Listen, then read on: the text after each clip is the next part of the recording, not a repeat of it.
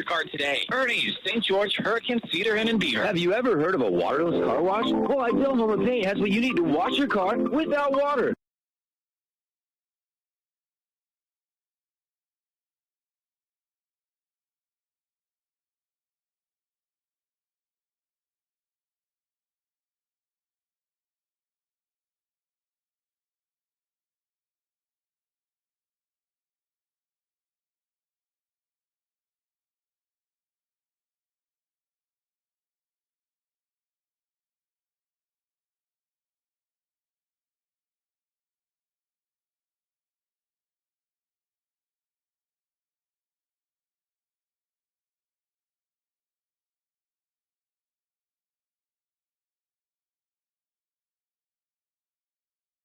For A State Baseball Championships, home of the Trailblazers, Bruce Hurst Field here on the campus of Dixie State, soon to be Utah Tech. Devin Dixon, Andy Griffin with you. Welcome into our coverage presented by Ideal Home and Paint. And a lot of people all day have been buzzing around St. George about this crosstown rivalry. About a 10-minute drive from Pineview High School to Crimson Cliffs. If you drive like Andy in a Mustang, you can get there in about 6 minutes between these two schools, and they know each other really well, AG, and this is a big-time matchup tonight. Yeah, good matchup between these two teams. In fact, if you look at Pineview, they started region play 1-4, Devin, and that fourth loss was to Crimson Cliffs. The second win that started their current 8-game winning streak was against Crimson Cliffs. And so a lot to play for here as we get deep into this tournament. Crimson Cliffs losing to Pineview. This was back on, I think it was April 8th maybe. 4-3 was the final score in that one. So, Pineview, great job last night in getting a victory. Crimson has been, they were number one most of the year. I'm sure they were disappointed to drop down at the number one seed, but this is a good baseball team as well. We've got, I think, maybe the best game of the tournament so far coming up. Yeah, the only thing about the seeding process that I agreed with is Dixie swept Crimson. And so when they lost that last game of the season, 7-0 to Peyton Gubler and the Desert Hills Thunder, who, if you're just tuning in, just barely moments ago and got knocked out of this state tournament, and you comboed that with the Flyers sweeping Cedar that last week of the season, we did have a change. One goes to the Flyers. Mustangs dropped down to 2 once the brackets were revealed. I don't think most of the coaches care. I mean, Dixie was, the region champs. Nobody talks about that as much anymore. Yeah. Everybody's talking about the seeding, the RPI. It's de-emphasized, isn't it? Yeah. But once you get to the state tournament, you can throw all the seeding out. We just had Green Canyon, who came in as the 9 seed, knock out the 6 seed in Desert Hills, 12-4. So, you get into the state tournament, anything can happen. So Desert Hills has gone packing today. Hurricane lost early this morning to Snow Canyon. They are sent out of the state tournament. Those are the only 2 teams that will be eliminated today. We'll have a couple more teams potentially eliminated tomorrow. But tonight, we turn our attention on the winner's side of the bracket. So this is not an elimination game between the Mustangs and the Panthers. And we're going to see Nash Schroeder get the ball for Coach Mack and the Panthers against Bo Sampson for Coach Abbott and the Mustangs. Well, I was following the game. You guys did it last night, but I was following the game, and they used both Brock and Brandon Roundy, who have kind of been their 1-2 guys on the mound. And I thought, okay, if he uses both of those guys tonight, who is he going to throw tomorrow? Talking about Coach McClellan and Coach DeWitt over there at Pineview High School. And turns out it's Nash Schroeder, the sophomore. Who's going to get it done. Pineview, the hottest team in region, with the exception of maybe the region champ Dixie Flyers. Pineview last lost on April 5th. It's, May 17th? Since then, they beat Crimson Cliffs by a run. They beat Hurricane by 5-2. They beat Desert Hills by 7-5. They beat Cedar by 5-5. And then, of course, now into the playoffs, they beat Desert Hills 7-3 last night after getting that first round bye. So Pineview is red hot. Crimson Cliffs understands that. I don't think they're going to take the Panthers lightly. No question about it. And both teams coming in and winning yesterday. They know what's at stake here today. Hot temperatures right at a triple digits, 100 degrees when I pulled back into the parking lot about an hour and a half ago. Officially want to welcome you into the Interior Design Center pregame show. If you're not moving, you don't have a house being built right now, but you want to upgrade, remodel your current house, you need to talk to Brooke Nyberg and the staff at Interior Design Center for over 20 years, making your house feel a lot more like home. From window coverings to new flooring to new countertops, whether it's the bathroom, the front room, the guest room, the master bedroom, they can help you. Go to interior-designcenter.com or check out some of their stylish looks on Instagram at Interior-Design Center. We'll get to the keys to the game in just a second. We'll get you the Sky Mountain starting lineups. Told you about the pitching matchup. Also going to select our Intermountain Sports Performance Star Watch player. We'll select one guy on each team to spotlight. But let's take a 60-second timeout. Come back, more of the Interior Design Center pregame show. It's the Panthers and the Mustangs coming up here in just a few minutes.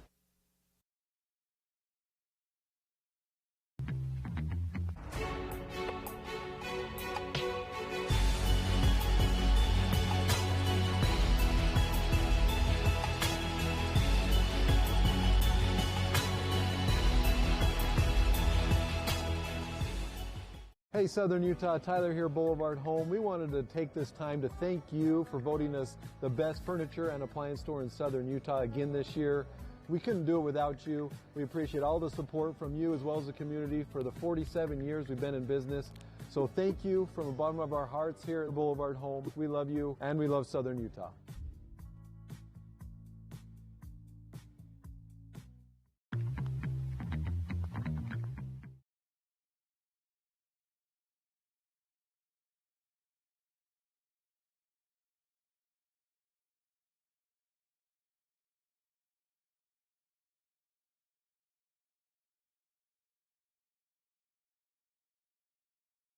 Make it simple and stop in to see the Playmakers and Appliance Wholesalers Plus. At AWP, they have nothing but appliances. So if you need something for the laundry room or the kitchen, find Samsung and GE at AWP. Across the freeway from the Bloomington Walmart. Tonight's game is brought to you in part by Interior Design Center. Yep, Interior Design Center pregame show. Devin Dixon, Andy Griffin with you here. Mustangs, Panthers on a Tuesday inside the 4A State Baseball Championships. Of course, we're going to get all the way through the top and the bottom half of the bracket. And then once we reach two final teams, we'll have a true best of three series Friday, Saturday, and then an if necessary game Saturday afternoon to crown a state champion. So Saturday we'll crown a champ, but not until then. A lot of baseball still to be played. Let's dive into the keys to the game for this one. We'll start with the Mustangs, the home team, because they're the 2 seed. Well, I tell you what, they've been so good defensively this year. I feel like really if they can get the pitching and the defense, they have an excellent opportunity to win this game. In fact, if you look at those two, that one loss to Pineview this year, it was 4-3. The only thing missing, they had good defense, they had good pitching. They didn't get that timely hit. There were 2 or 3 times in that game they lost 4-3. They had a chance for the tying and go-ahead runs to come home, and they didn't come up with a timely hit. So as we narrow it down, whittle it down a little bit, I think it's going to be timely hitting for the Crimson Cliffs Mustangs, our Camping World of St. George key to the game. Let's switch it over and talk about the other side of the coin. I think for Pineview, it's really important. They've been hot to get off to a good start. So for me, the number one key for Pineview, they got to get a couple of guys on early. They're going to bat first in this game as the lower seed. If Iverson can get on base early, get the Roundy boys going a little bit. We had a great game with Brock yesterday. I think if they can get going early and get the lead, that will be huge because they're already flying high, having won 8 in a row. They get the lead, they might be unstoppable. All right, those are some of your keys to the game, brought to you by Camping World St. George, full retail store, service center, and of course the big selection they've got of all the top brand RVs, fifth wheels, travel trailers, motor coaches. Again, 1500 Hilton Drive or campingworldstgeorge.com. All right, let's pick a Star Watch, brought to you by Intermountain Sports Performance. There is no off-season training packages for the summer. There are ground forces available. They've got all kinds of combo packages with Nets on Fire. Look them up on social media or give Intermountain Sports Performance a call today to check out how you can get your kids training throughout the summer, keep them active this summer, and getting ready for varsity sports. We've seen so many of our stars come through Region 10 that have trained at Intermountain Sports Performance.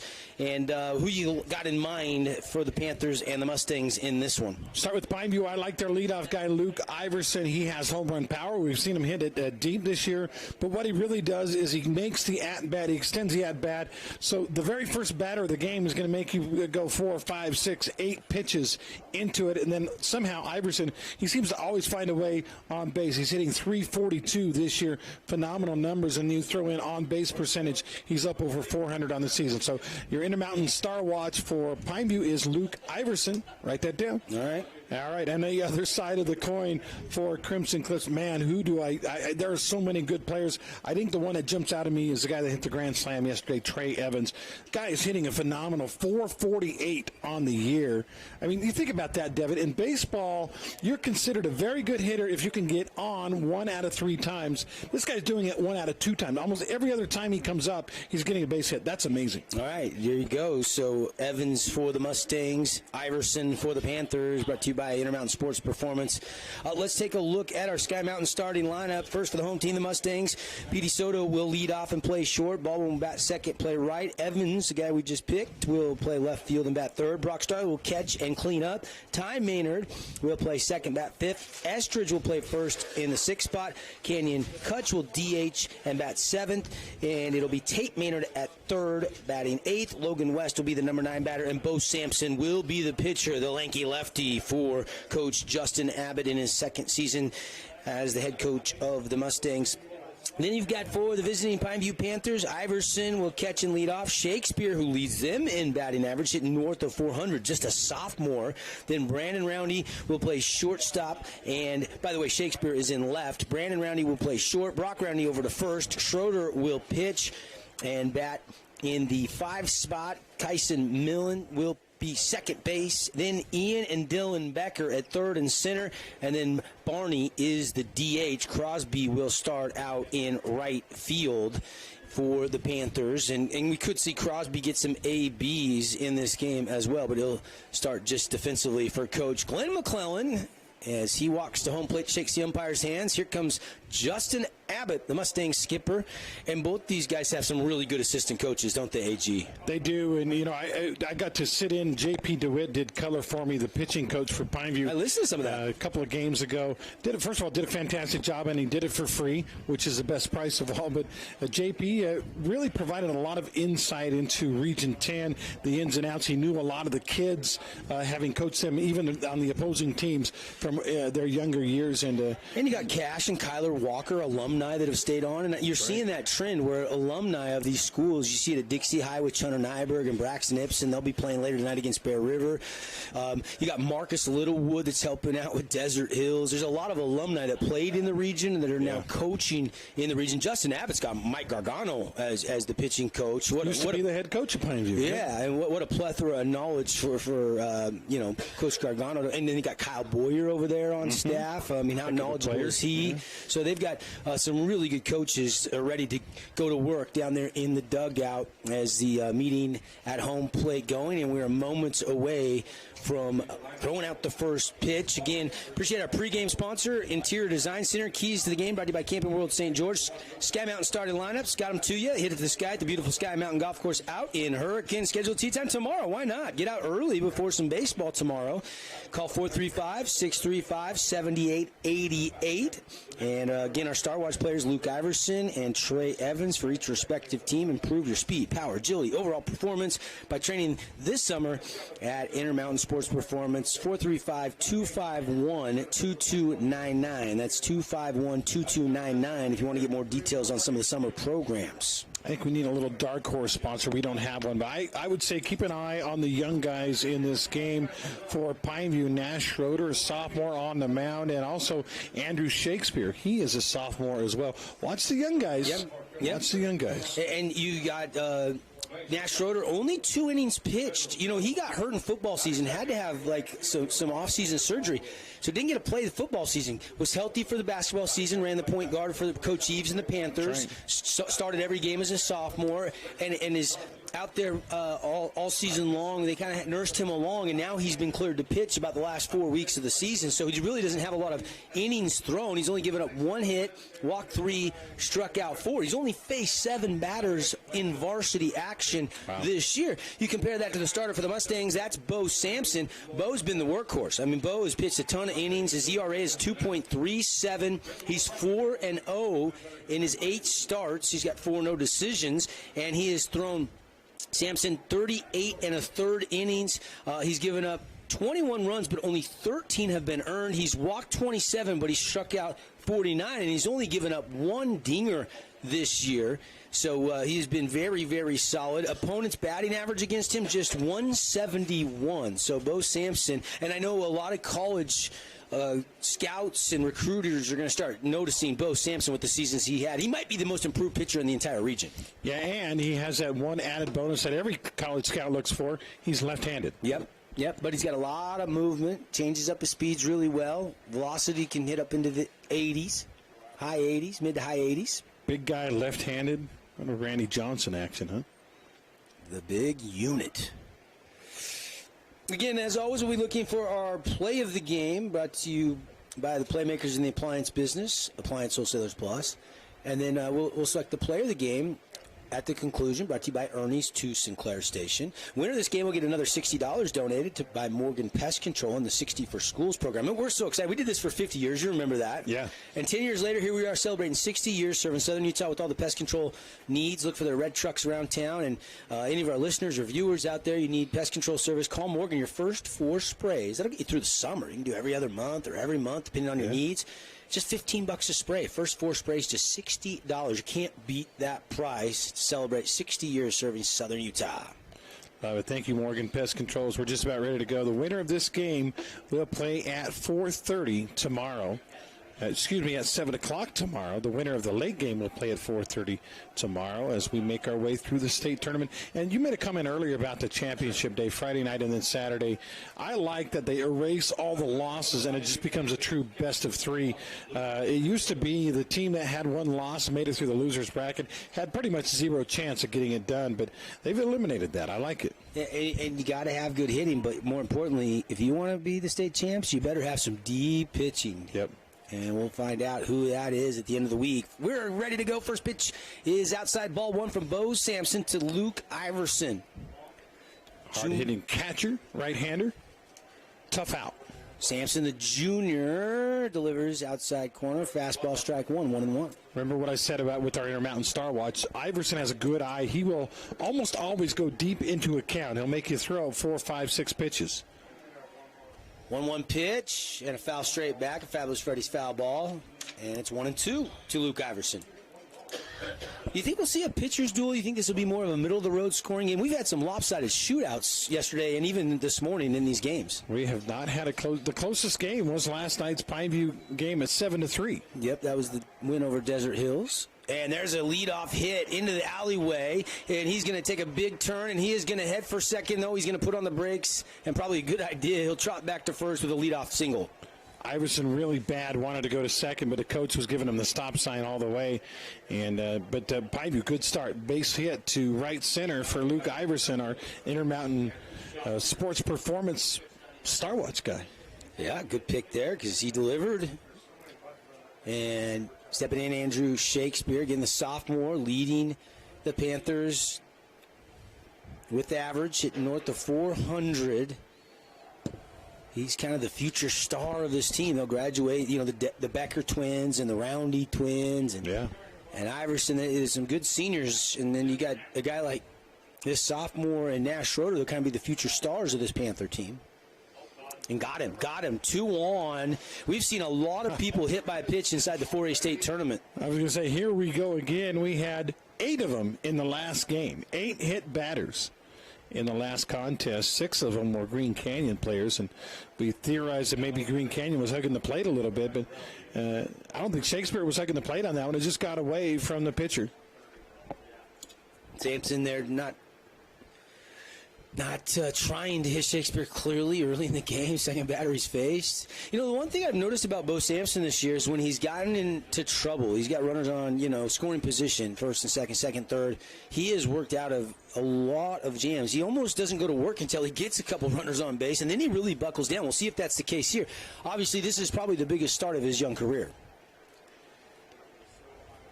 And a bunt, and Brandon Roundy lays it down to Sampson. Sampson's going to go to third, get the leadoff runner.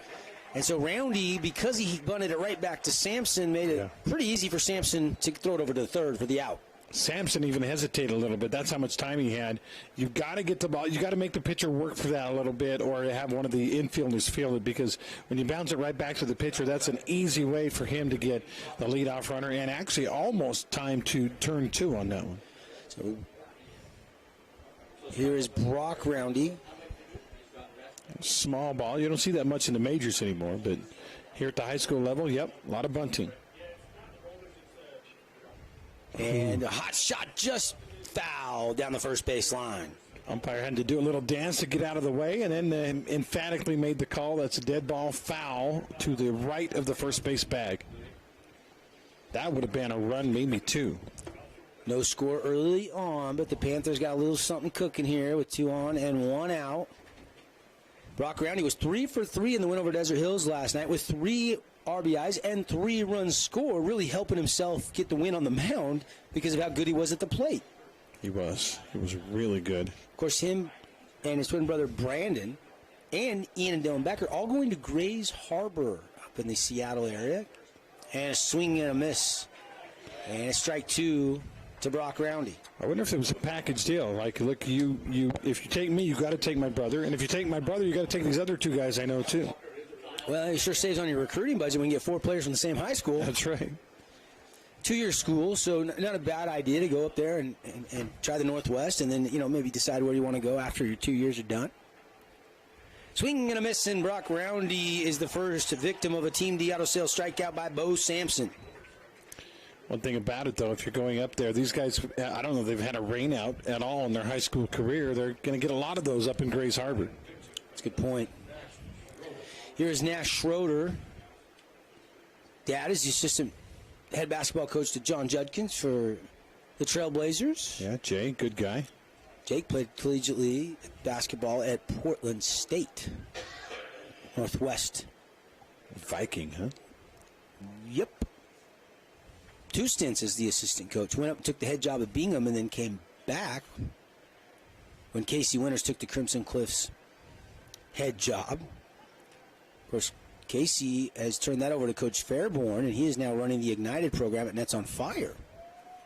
We'll miss Casey coaching in Region 10 basketball. Kent Fairborn, a good guy. Glad to see him get a chance now. Didn't even open up, just gave him the job, which I was excited to see. I mean, that was a smooth transition. The kids really like Coach Fairborn. Best shoe game in Region 10. I can promise you that. Sampson, here's the 1-0 pitch, and it's hit, and it gets through. And that should score a run. And the throw will come through, but it's too late. 1-0 Panthers on a nice piece of hitting by Nash Schroeder. That was pretty much seeing eye single. The second baseman did everything he could to get to the baseball. Maynard, though, could not track it down and miss it probably by, 6-8 inches? Yep. And that makes it a 1-0 Pineview lead. And this is one of my Camping World keys to the game. If Pineview can start off quick, get a run or 2 lead early, they're already brimming with confidence with 8 wins in a row, including 1 over Crimson. This is big for Pineview. Kyson Millen, I believe. It's not Millen. Is it, Andy? No, I'll have to. And a snap throw, ball is outside. They throw it down to Estridge, but back in time with Schroeder. Did they speed up run for Schroeder since he's pitching? I think they might have. They must have, yep. FOS speed up runner is number 1 for the Pineview Panthers. That is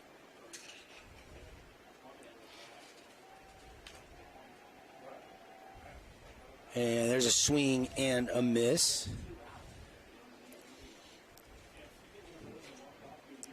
Let's see, 1 for the Panthers is. I don't have a 1 for the Panthers. It doesn't have any stats this year. Yep. I just was looking and saw the same thing. So early on, Panthers have taken the lead.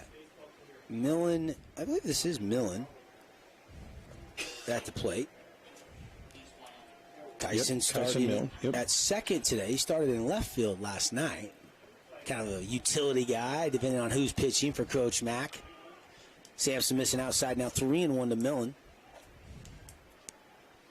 1-0 on the RBI single up the middle by Nash Schroeder, helping himself out as he is starting pitcher. We'll see him in the bottom of the first, just getting going here in the scheduled 7-inning game. And there's a swing and a miss, and the count rolls full. Say 11 is the guy at first, not 1.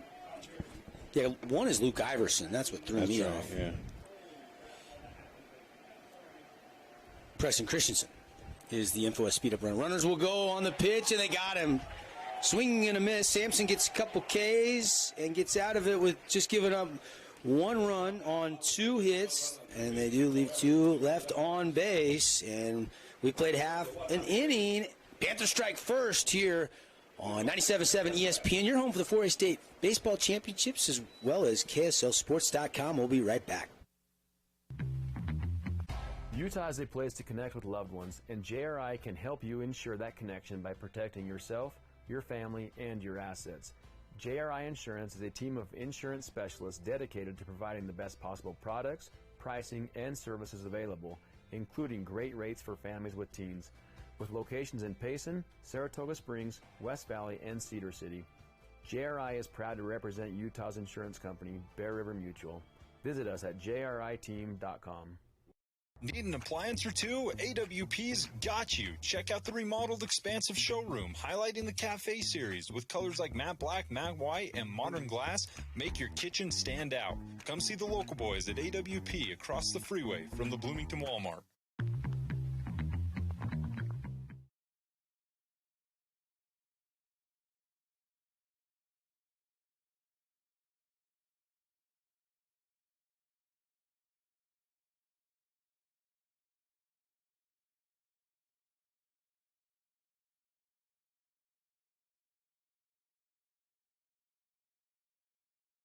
And as the Panthers have the 1-0 lead, Devin Dixon, Andy Griffin with you.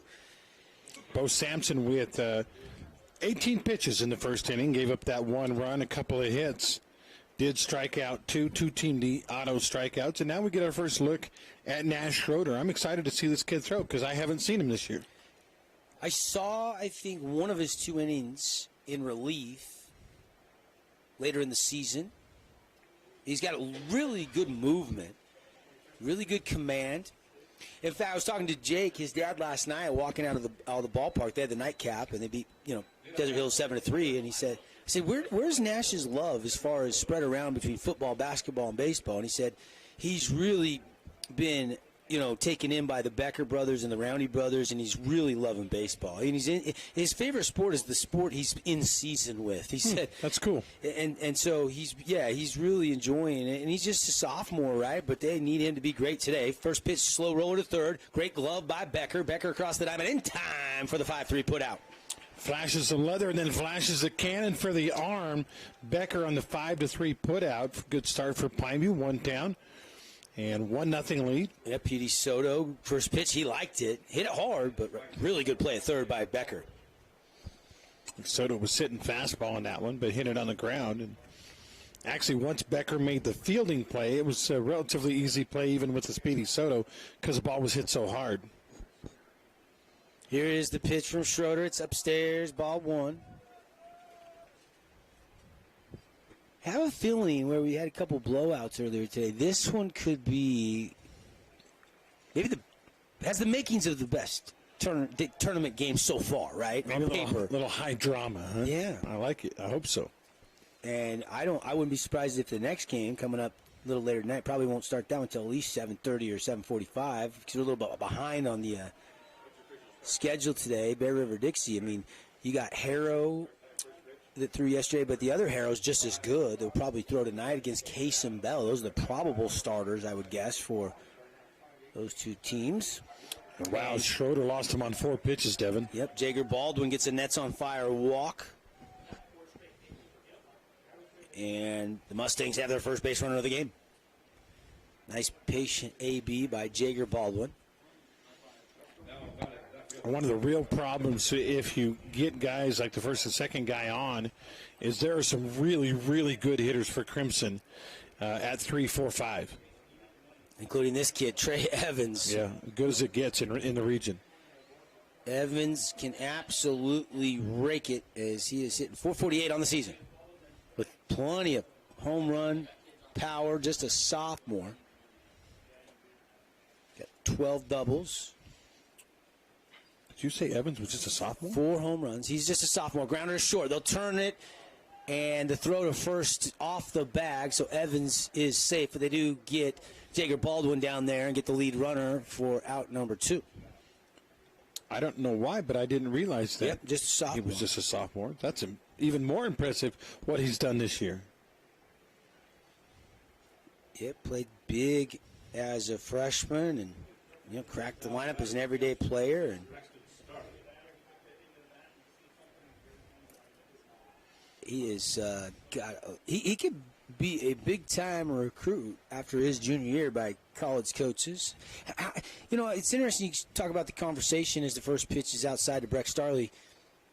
I would argue that the best athletes in Southern Utah that go on to do the biggest things are in the game of baseball. Out of our region.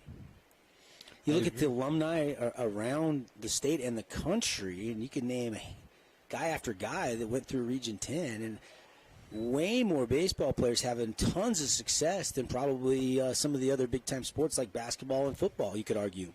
I agree with you. In fact, if we get a guy that's a star in the junior college level in basketball, we're like, hey, they had a pretty good run, maybe a role player at the D1 level.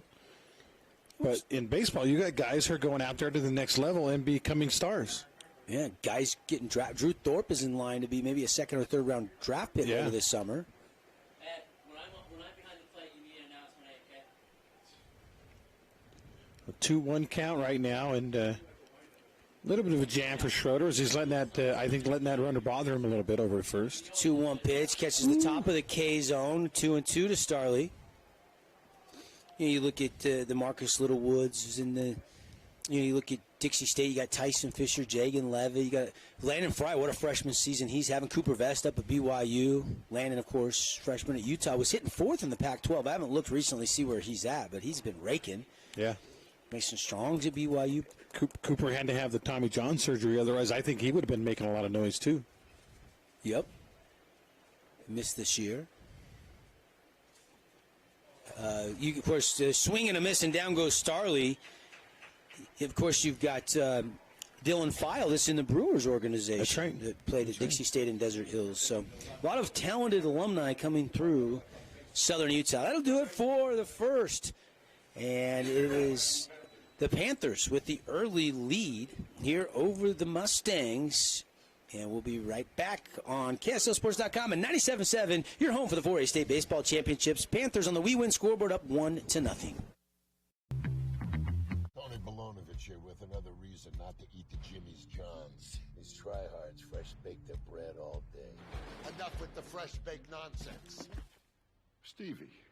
You're dead to me! Jimmy John's, the sandwich of sandwiches. Camping World St. George is your #1 dealer in Southern Utah. Get your adventure started in the retail store with all your camping accessories. Find the largest selection of travel trailers and fifth wheels and motor coaches. Why in the world would you go anywhere else than Camping World St. George?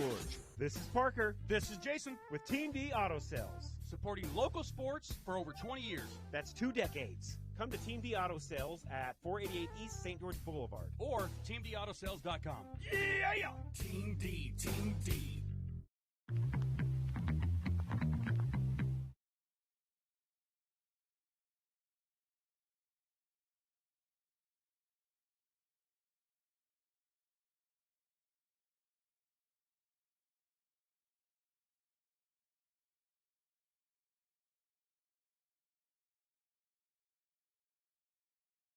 Griffin with you, Ideal Home and Paint, our title sponsor of our 4A State baseball coverage.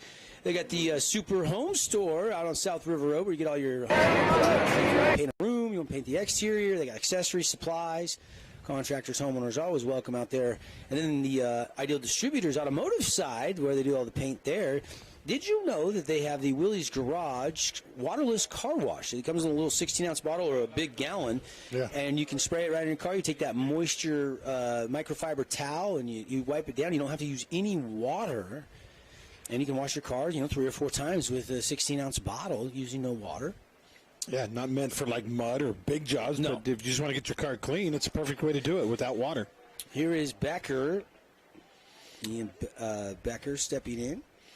By the way, pitcher comparison, Schroeder used 13 pitches in the first inning. Sampson now at 20 pitches as he's 2 pitches here into the second. Yeah, good inning for Schroeder, huh? Yeah, good start. Faced Definitely. 4 batters, only hit. The only mistake was the base on balls he gave up to Baldwin, but not a problem there.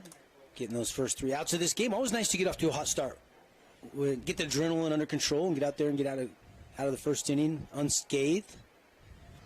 And a swing and a miss by Ian Becker, and it's 2-2 quickly.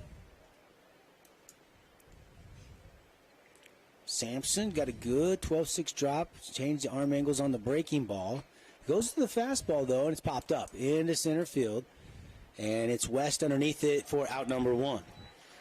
Yeah, got a little bit too much up and not enough out on that one. It ended up being a can of corn, only about 220 feet out there. Piece of cake out there in center field for West. Here is Dylan Becker. It's definitely a family affair with the Pineview Panthers. He's got 2 sets of twins, all going to the same school to play next level baseball. First pitch, just outside, ball 1 from Sampson. Well, you're a Washington guy. Do you know anything about Grace Harbor? I haven't followed them recently, no. I mean, I've heard of them, obviously, and I know they've had some good basketball programs over the years, but I haven't looked closely at their baseball program in years. My guess is, and I don't know, but near Seattle, out there in the western part of the state. Yep. I've never been to the campus, actually, if you want to know the honest truth. Of course, I've lived here a lot longer than I lived in the state of Washington now. I moved here when I was 19 or was I 20?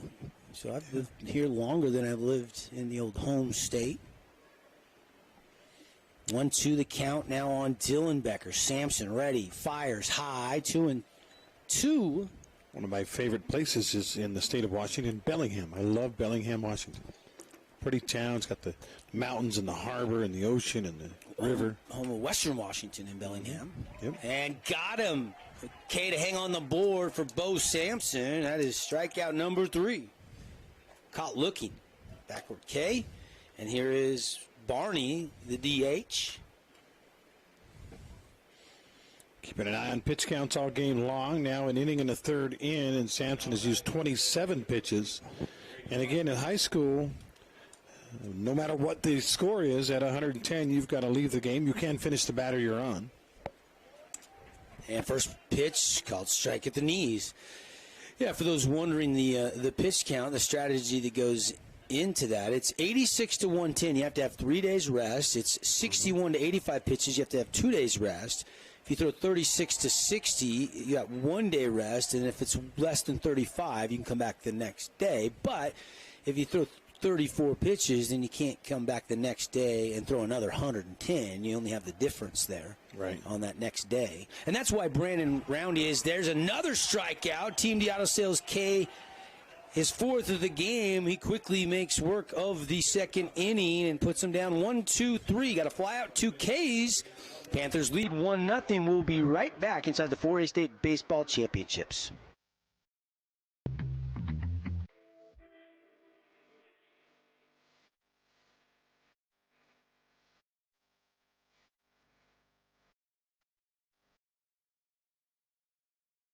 Got a project at work or around the house? Well, think Bucks Ace Hardware. Think Bucks for all the top brands like DeWalt, Milwaukee, and Stihl. Plus, Bucks has the best sporting goods department. You've got to see their gun department. It's stocked with a great selection of guns and ammo and accessories. 2 locations at the Dino Crossing in St. George or State Street in Hurricane. Hey, it's Luke with Udine Associates at American Family Insurance. At Udine Associates, we love insurance so you don't have to. With a quick call, we can get you an instant quote with the right coverages. My team of licensed agents are ready to help you with better insurance from American Family. Give us a call at 435-251-9102.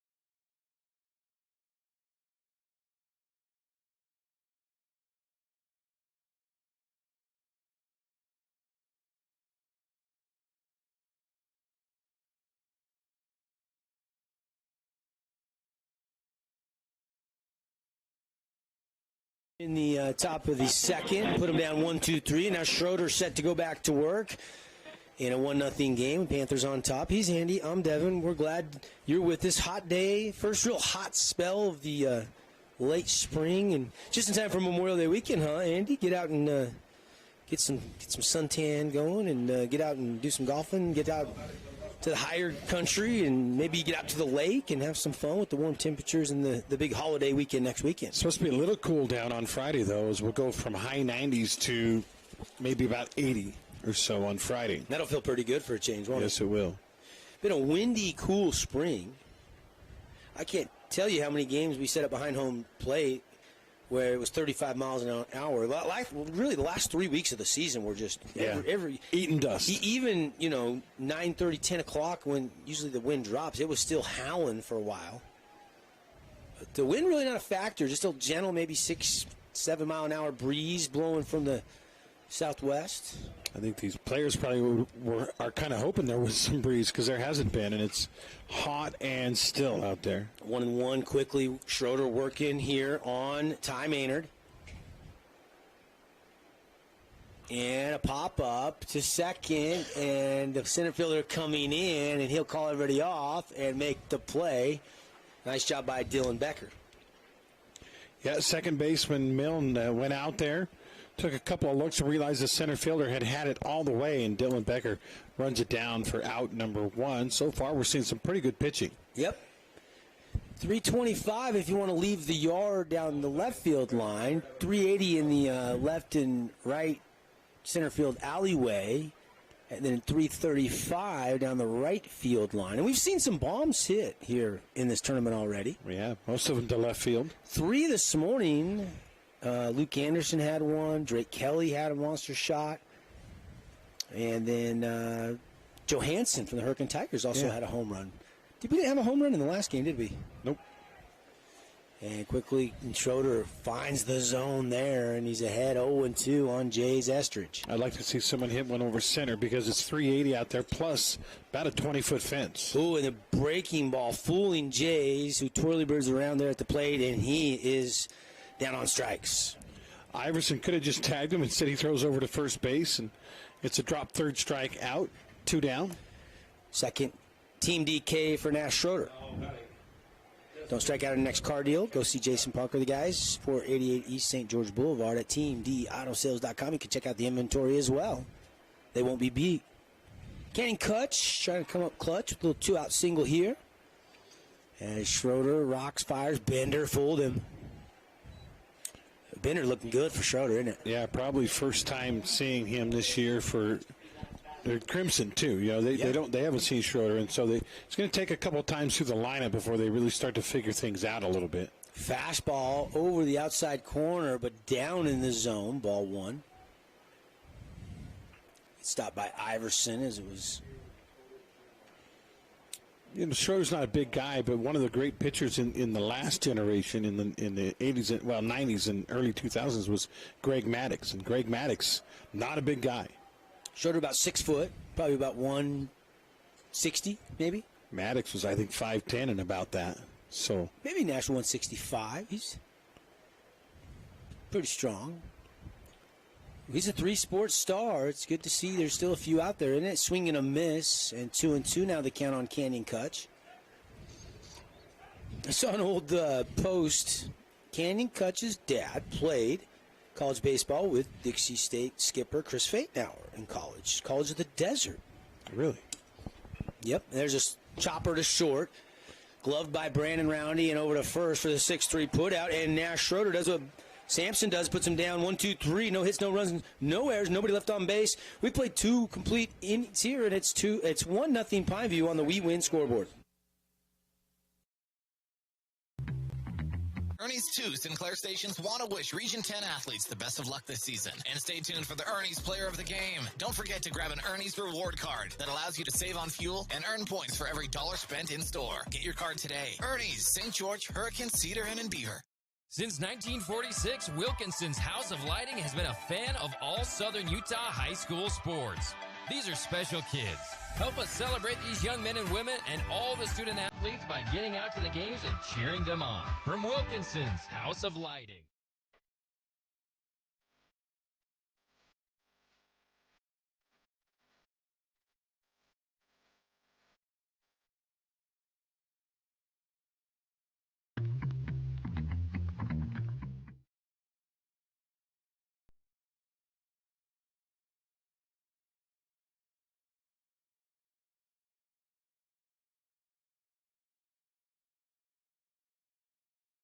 Tonight's game is brought to you in part by Nets on Fire. AG Double D here with you from Hurst Field, from Flood Street to Fenway, one of the most famous St. George residents in the baseball world.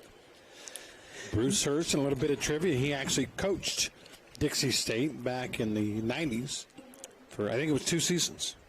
Yep. Also a multi-sport star. He played 2 sports when he was a student athlete here at Dixie Junior College back in the day. Played on the basketball team. That's right.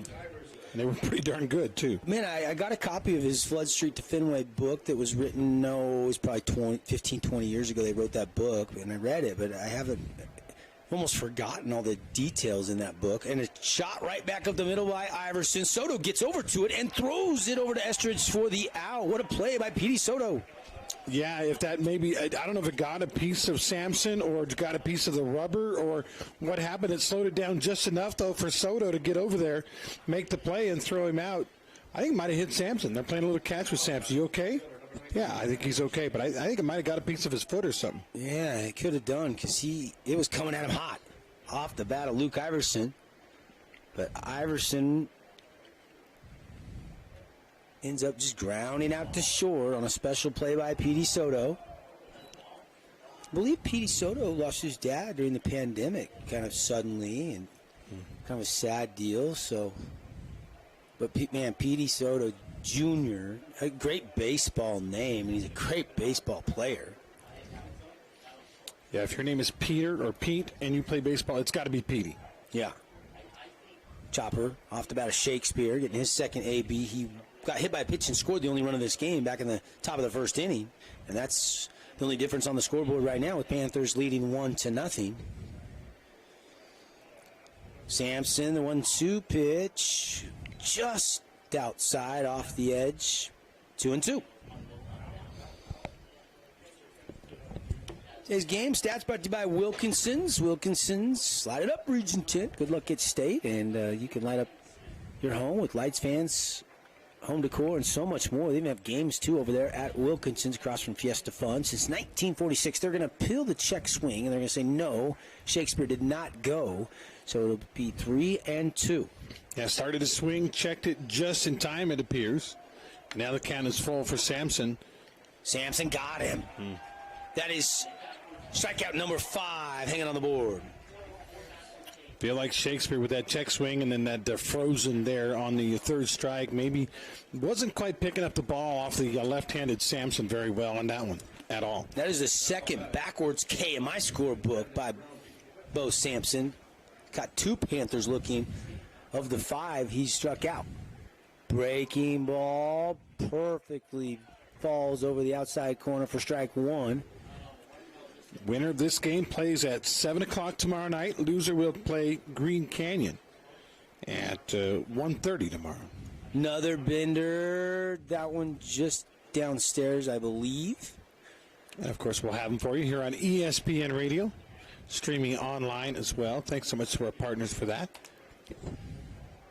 You got Xander and Graydon and all the guys from Utah Sports TV putting it up statewide for you on KSLSports.com. So if you're heading home from work, you're just getting off work, you want to watch this game, we've got the link on sportsradio977.com. If you follow along on all my social media, I'm tweeting links, and I've got it up on our Facebook.com/Devin Dixon Show. Got the link there. You can easily find it. And watch it on your smarty phone. If you're smart, you do the screen sharing up under your big screen TV. That's right. You can watch it when you get home from work tonight. And a pop-up, shallow right. Estridge going out. Coming in was Baldwin, and Baldwin was the guy that called him off and made the catch. And that'll do it for the inning. I was going to say that's the right fielders to get if he can, and showed the great speed, Baldwin, and pulled that thing in. So Sampson gets a ground out, a backwards K, and a pop-up there to Brandon Roundy. And we go to the bottom of the third inning. Still Panthers on top 1-0 on the We Win Injury Loss scoreboard. We'll be right back. Fabulous Freddy's is the local's choice for a full-service car wash. It's fast. Have your car washed in just 20 minutes or less. Fabulous Freddy's always keeps it clean inside and out, with 2 Southern Utah locations as well as in Vegas, Lehigh, and Sandy. the delicious sandwiches from Jimmy's John's? They got summer wraps. They're new. This one's chicken Caesar. Got croutons too, boss. Freaking Jimmy's John's! New summer wraps. Get them before they're gone. Sky Mountain Golf Course is in great shape this spring. Sharpen your game with the Springtime Radio Golf Special. 18 holes, cart, range balls, and lunch, all for just $69. As always, don't forget to bring your camera. That's only at Sky Mountain Golf Course. 435-635-7888.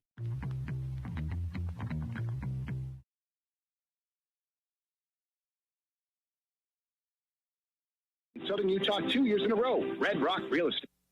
Tonight's game is brought to you in part by Interior Design Center.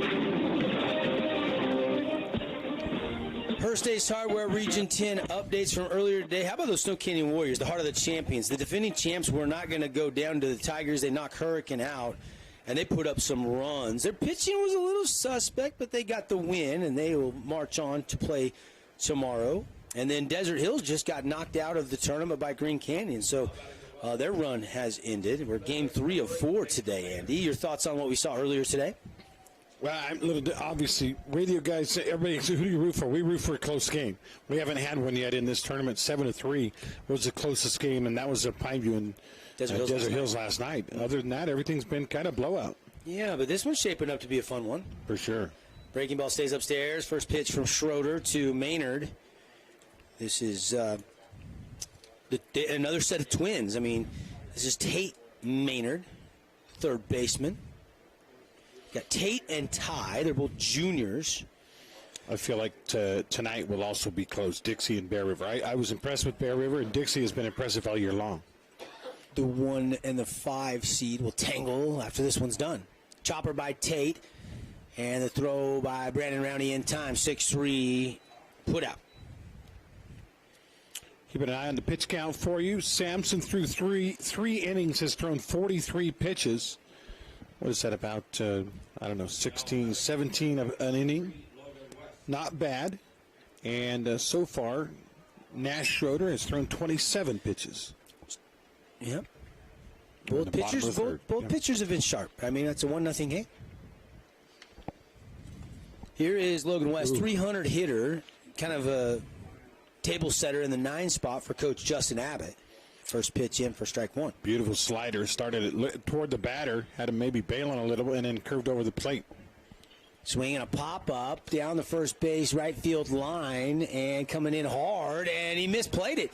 And it's going to drop, and West is on his horse all the way sliding safe into second with a little dirty bomb.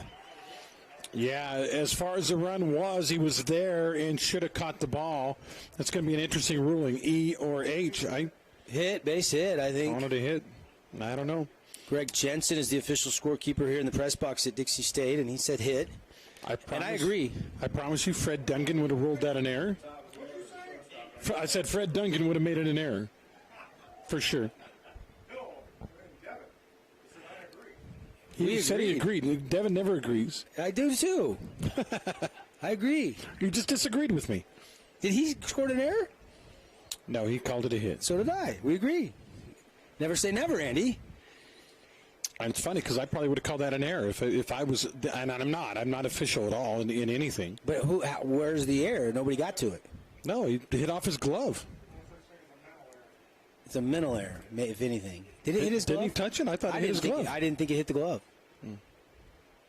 I think it did. The debate will go on into the night. Yeah. Bottom line a pass ball, and that'll allow the runner to get over there to third base. So West is 90 feet away from tying this game up, AG. And yeah, that's the bottom line. Hit or error, it doesn't matter. There's a guy at third now with that wild pitch, and we're 90 feet away from tying this game up. 1-0 Panthers, but West gets the blooper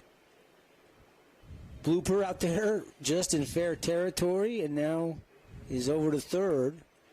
And this is the they did get a base runner to second, didn't they, in the first? The first time a Mustang has been to third, though, if I'm not mistaken, in this game. Yep. Schroeder, fastball, chin music. For the record, the Pineview scorekeeper ruled that an error. Did he? Mm-hmm. I didn't. Maybe I missed it hit the glove. I thought it just dropped. No, I think it hit off his glove. So the backwards So it was the first baseman, Brock, going out that hit the glove? No, right fielder hit. Right fielder okay. had to hit his glove, yep. So it was Crosby. Petey Soto got hit. So runners on the corners with one out here in the bottom of the third inning. Well, good news, bad news for Pineview. They've got an opportunity here where they could end the inning with a double play. But you got another guy on base, and still that runner at third, 90 feet away from tying it, as they'll go out and Coach J.P. DeWitt out there to talk with his young sophomore pitcher. Timeouts brought to you by Scott Gibson at Intercap Lending. They don't mask their fees or rates. Give them a call today to see how much you can save. 619-8080.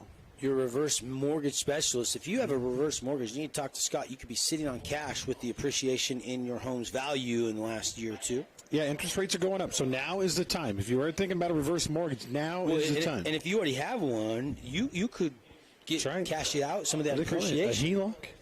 Home equity loan? No, that's you could do that if you wanted to call Interior Design Center and put some new countertops in. Yeah. And now the meeting is over, and Soto's going to trot back over to first base. Jager Baldwin will step into the batter's box, the junior right fielder, who is, early in the year, Jager was hitting like south of 200. He was hitting in the 9 spot. Wasn't even cracking the lineup every day. And you scroll forward to the state tournament, and he's one of the best hitters on this team. He has just come alive. And he's going to slap one through the right side. It's an RBI single by Baldwin. Soto's going to get all the way to third. And we are tied 1-1. Baldwin delivers. Pretty decent crowd here at Hearst, and the Crimson Faithful pretty tickled with that one. The RBI single by Jager Baldwin. And you mentioned he's been getting better and better and better, and that time he came through in the clutch. Yes, sir. Jager Baldwin delivering. And just first pitch swinging, went the other way. Didn't try to do too much. Nice little level swing. Put it right in the hole between first and second. And to back up what I was saying about Baldwin, he's hitting .311. And there's another shot. Trey Evans rips it past a diving attempt at second base, and it is 2-1 Mustangs. They've taken the lead. Yeah, nothing cheap about that one. A rocket second baseman dived. Good effort over there by Millen, but he just couldn't get to the ball. And all of a sudden, it's now a 2-1 lead. The Bats, we kind of knew second time through the lineup they were going to start figuring things out a little bit, and they are, as Iverson goes out and talks with Schroeder, the sophomore, settle him down. Maybe Nash too good a command, throwing too many strikes, you could argue, in this inning so far. I remember when Brandon Lyon was pitching in the majors and he was getting hit around a little bit. He called his buddy, his old coach, Mike Littlewood, and said, what's going on? I don't know what to do. And he says, you need to be just slightly more wild. Don't throw so many strikes. And it worked. And that one in the dirt, and they're going to give Evans the bag. Stolen base, no throw. And so 2 ducks on the pond for the Mustangs, and they lead at 2-1 here in the bottom of the third inning. Already 2 runs across home plate. RBI single by Baldwin, followed by an RBI single by Trey Evans. Defensive indifference there. They can't really give him a stolen base because they never even tried to get him out. Bender and Breck Starley kind of stood in there, but just bit back enough to not have it hit him. Schroeder really relying on the breaking balls. Thrown a lot of them so far. Another one that breaks off the plate. 3-0 to Brexton Starley. His older brother Brock Starley playing football back in the Midwest. He went to Hurricane. Brex's family moved into Crimson 2 years ago. Bender gets away. And that's going to score another run. 3-1 as Baldwin runs from third to home and touches the plate. And Crimson has their largest lead of the game. Yeah, tough one down in the dirt. Iverson did everything good to block it, but it just kind of had the spin and the carom, and that ball got all the way away. They're actually lucky it didn't go in the dugout and create an extra base there. But now you got runners at the corners, still 1 out, and 3 runs home for Crimson. Mustangs maybe not liking the idea that Pineview's the hottest team in the region. They're showing they're pretty hot too. Breck Starley will be pinch ran for, so an Info West speed-up runner comes out of the Mustangs dugout over to first base. And here is Ty Maynard. Ty this year swinging at at a 389 clip. But he's going to bunt here, and he's going to lay down a good one. The play at the plate is not in time. The tag comes in late, and Trey Evans scores on the sac suicide bunt. I think that Schroeder felt like he had to go home. All his momentum was going toward the third base side in foul territory. I don't know that he had time to wheel and throw to first, so I think he felt like the only chance he had was home. But you're right, man. The guy was coming from third, and it was a beautiful bunt. And, man, it's 4-1. And it was a good throw by Schroeder, really. The tag by Iverson just a nick late. It was close, though. I don't think he would have had to play at first, so he had to try that. Yeah, it was the right play, but, he was going. The squeeze was on. And Evans got a nice jump. Schroeder, and a nice rip through the left side by Estridge. They'll hold at third, and the bases are loaded. Wow, these bats are so good for Crimson. We saw it about from the third inning on yesterday. Their bats came alive after they'd seen the pitcher one or two times through the lineup. That's what we're seeing here. They saw Schroeder, they know what he's throwing, and they're starting to get to him. And that is what, base hit number 4?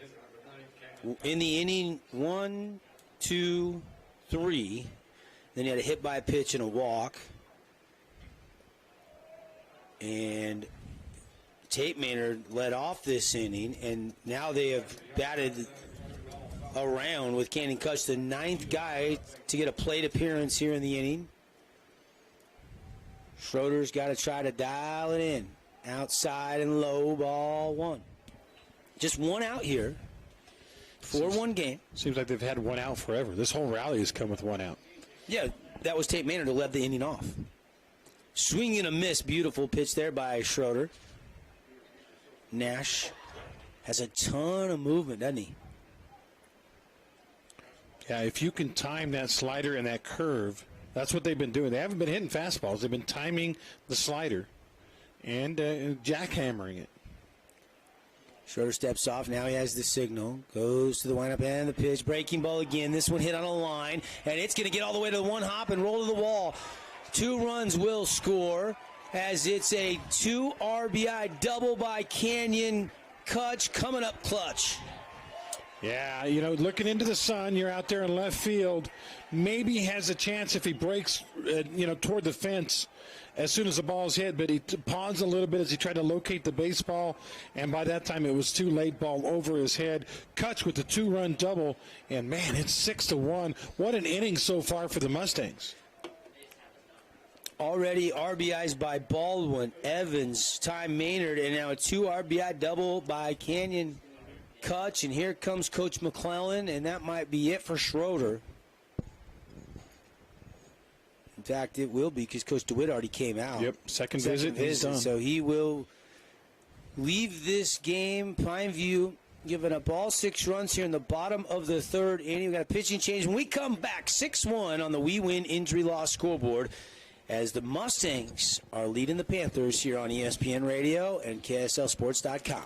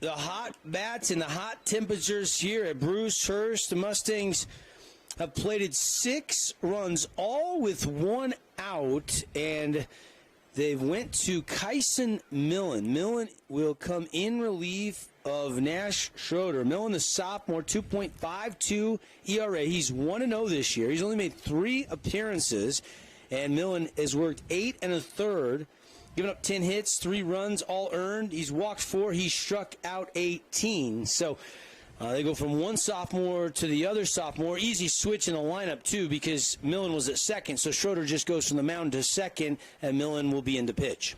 Yeah, with 1 out, West reaches on an error after a walk, a single by Baldwin.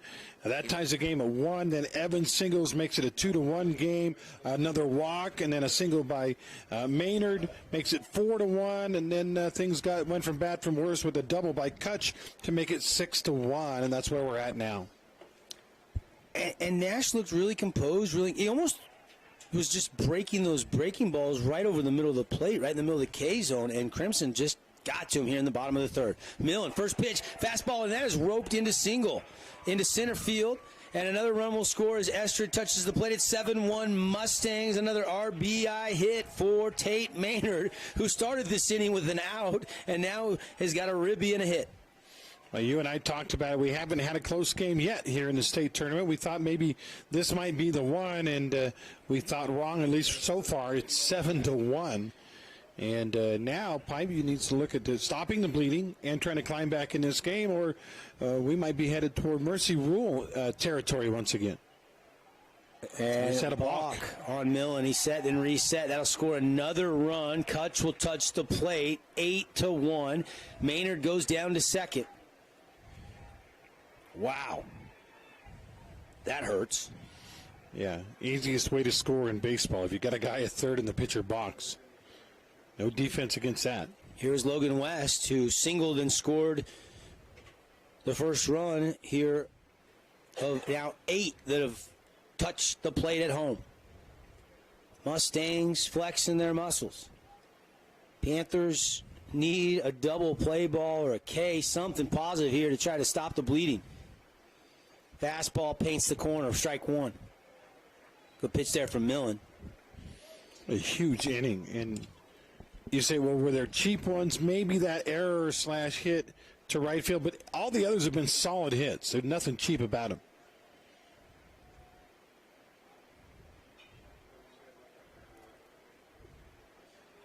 And a pop-up into foul territory, and almost caught by Brock Roundy, but he could not make the play. That was a true kind of over-the-shoulder, had to catch it kind of like a wide receiver on a deep ball. Tried to basket catch that running the opposite direction, couldn't quite get it. So the basket catch hits the green grass in foul territory. It's a lot easier to catch a football that way than it is a baseball with a glove on. And Millen now ready to fire the pitch. 0-2 delivery, and it's shot right through the hole into left field. They'll hold Maynard at third. And the hits just keep coming. It's a hit parade, AG. Yeah. West, second hit of the game and the inning. You and I, in that game yesterday afternoon, Crimson took like 2 innings where they didn't hit the ball, they didn't do much, and then they exploded, and they ended up scoring 15 runs.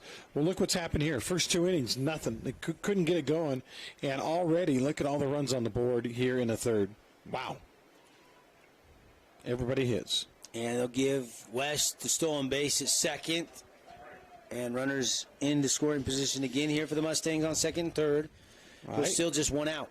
I hate to say this, but in that instance, because you've had such a problem getting outs, that might have been worth sacrificing a run for an out by throwing the guy out at second.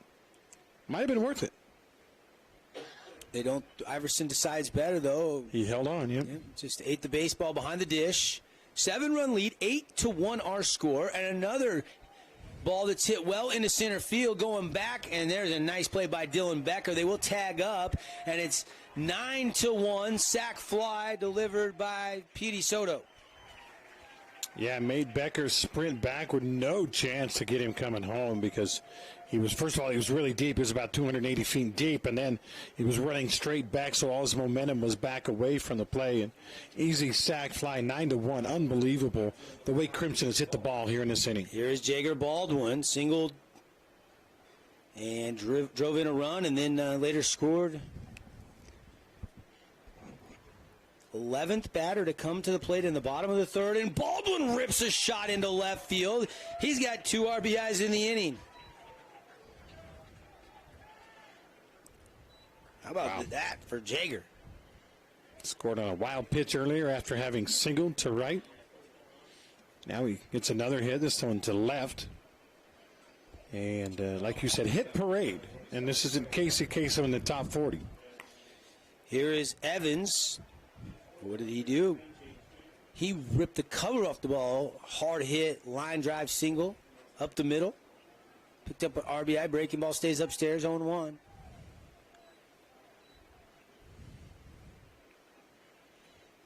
And that was the big question mark for Pineview. Behind Brock and Brandon Roundy, did you have enough pitching this week? Yeah. And Schroeder looked so sharp in those first 2 innings, and then all of a sudden the wheels came off. Millen has come in. He's throwing strikes, and they're just teeing off on it. Millen, right-handed delivery, paints the corner, strike 1-1 the count now on the sensational sophomore Trey Evans. Yeah, just keep an eye on the sophomores. How about this sophomore right here? Wow. Wind up, pitch, strike. They'll throw down a second, and they'll tag out Jager Baldwin, and that'll end the inning, but not before a big, and I mean big inning. All the hits, 10 runs on 8 hits, and they are now up by 9. 10-1 on the We Win Injury Loss scoreboard. Panthers going to have to dig in. We'll come back. More baseball action here from Brewster's Field right after this timeout. Utah is a place to connect with loved ones, and JRI can help you ensure that connection by protecting yourself, your family, and your assets. JRI Insurance is a team of insurance specialists dedicated to providing the best possible products, pricing, and services available, including great rates for families with teens. With locations in Payson, Saratoga Springs, West Valley, and Cedar City, JRI is proud to represent Utah's insurance company, Bear River Mutual. Visit us at jriteam.com.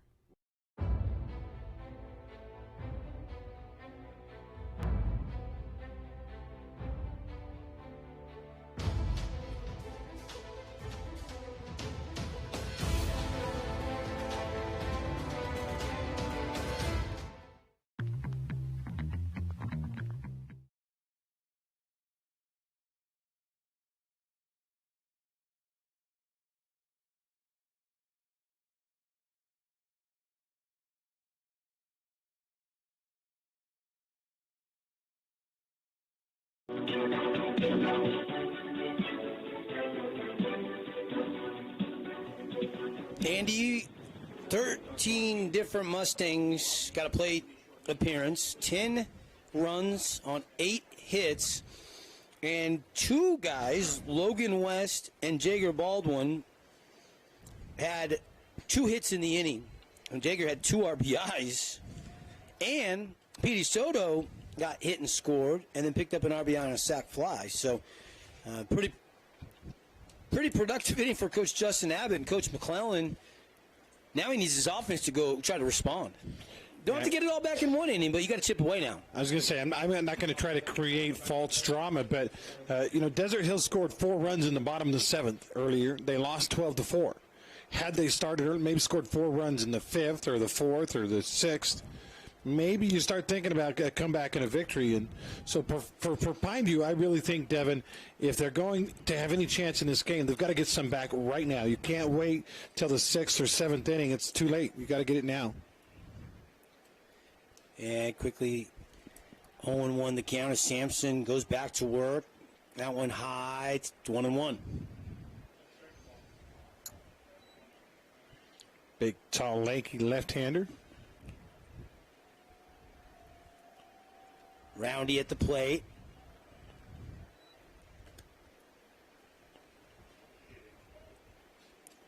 Maynard at third, Soto at short.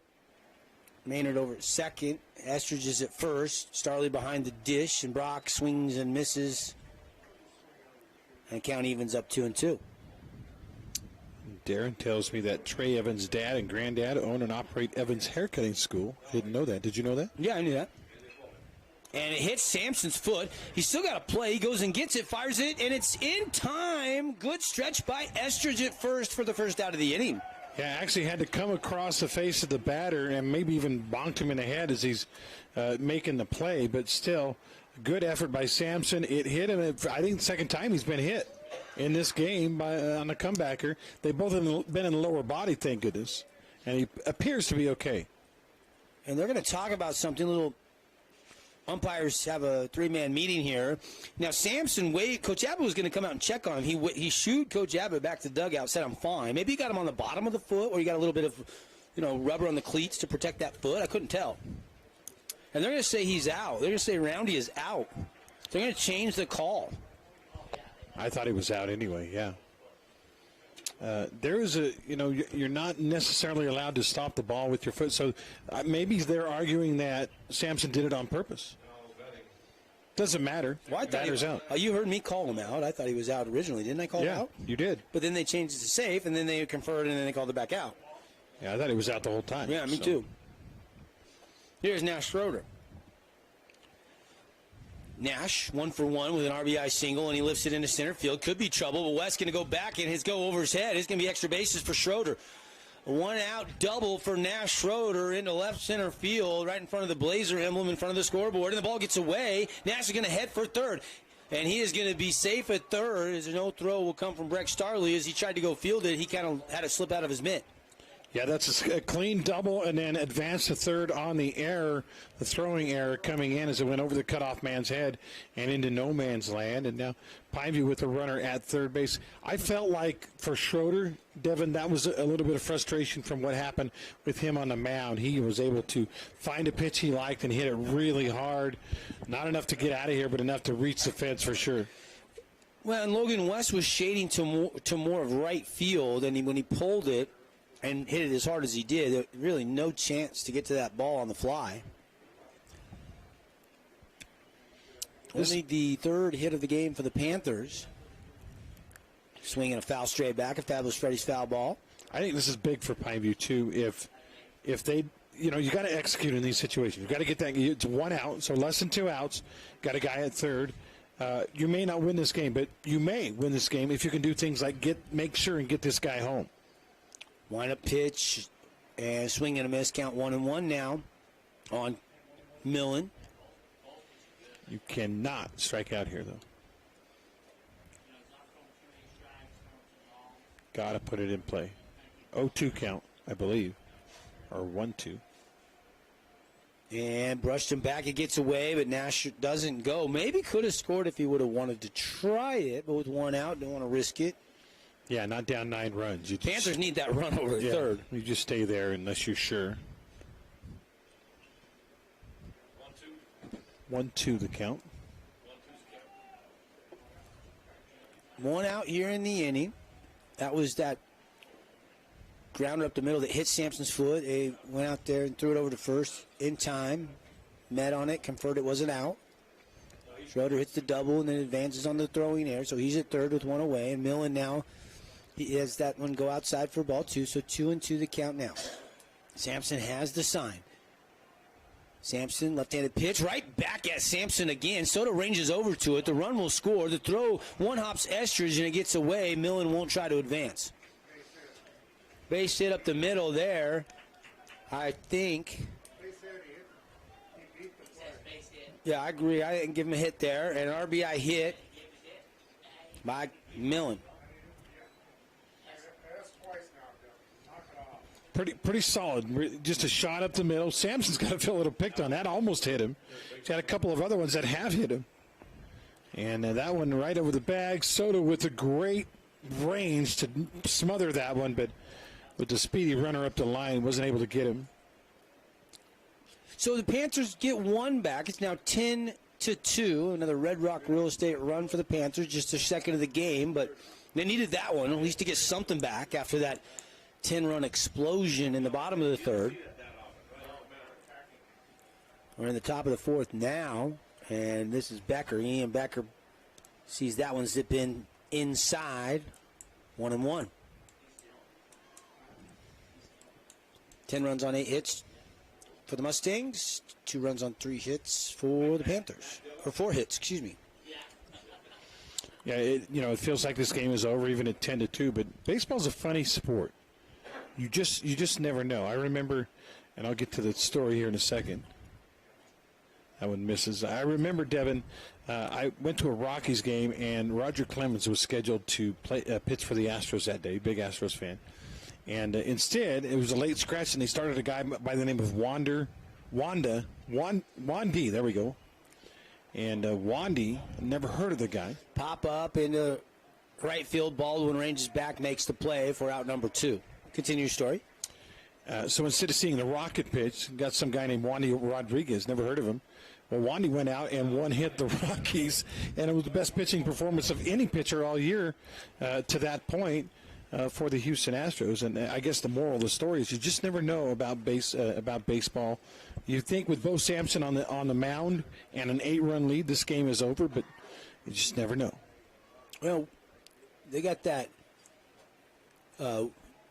YGB T-shirts that they've had made up for the last couple years, and I'm sure that's the motto in the dugout. You got to believe right now if you're a Pineview Panther player or fan. It's a big hole. I mean, logic dictates that this game is over, that Crimson's got it won, and they probably do, but you never know. 0-1 pitch coming from Sampson. Instead, he'll throw over to first, and Millen is back in time, diving to the bag. Schroeder threw 45 pitches, 2 1/3, gave up 5 hits, 8 runs, 7 earned, I believe it was. He struck out 2, he walked 3, and Millen has now come in.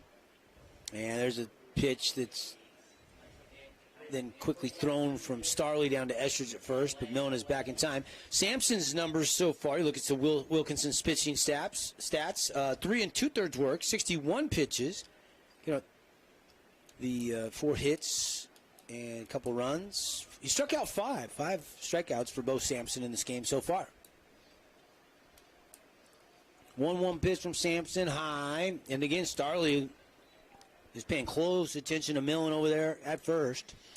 62 pitches now. That tells me that we're not going to see Sampson finish this game. He'll probably get to the 6th, but not enough, I don't think, pitches unless it gets really economical to finish this thing. And then it becomes, how good is your bullpen?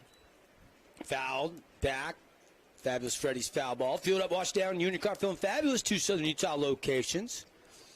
Dylan Becker steps out, looks to the dugout for the signs. Now he steps back into the box. Sampson staring in. And looking at the runner now, he'll come with the pitch, and it's pulled foul. A little bit early on that one, but he definitely got a lot of bat on that one. And that pitch count continues to go up for Sampson. Now it's 65. Dylan Becker 0 for 1. He struck out in his first plate appearance. Back in the second. One of those 5Ks by Bo Sampson. Hot shot, but foul. Down the first base line. Wow, out in front last pitch, and then this pitch late. Both of them, though, very dangerous shots. One down the third baseline, that one down the first baseline. Appreciate Bucks Ace Hardware. Stop by Bucks today for power tools, grills, and the best gun department in Southern Utah. Appreciate Finley Subaru. On the all-star lineup they've got on the saving side of the freeway. There's a strike on the corner. 3-2 the count now. Today's game brought to you by Luke Udy, American Family Insurance, Anodyne Pain and Wellness, as well as Eagle Gate Title. Just some of our great people bringing you the 4A State Baseball Championships. Tell them thanks if you stop in for their products or services around town. Fouled straight back, and count will reset. Yeah, what an AB, a QAB, quality at-bat put together by Becker here. Don't know how it's going to end, but I know he's making Sampson work at this point. As Sampson nears 70 pitches. That's 68 right there.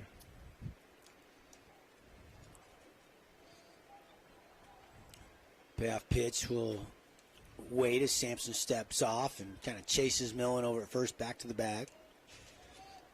10-2, if you're just tuning in. Crimson trailed 1-0 heading to the bottom of the third, and then they played it 10 runs on 8 hits.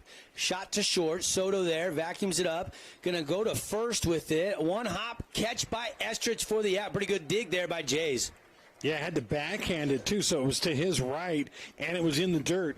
Great job over there at first base. They practice that stuff. That's why they practice it, so Jays can get it done. 1 run on 2 hits. The RBI single by Millen, scoring Schroeder after he doubled. So they get 1 back. 10-2 our score on the We Win Injury Law scoreboard.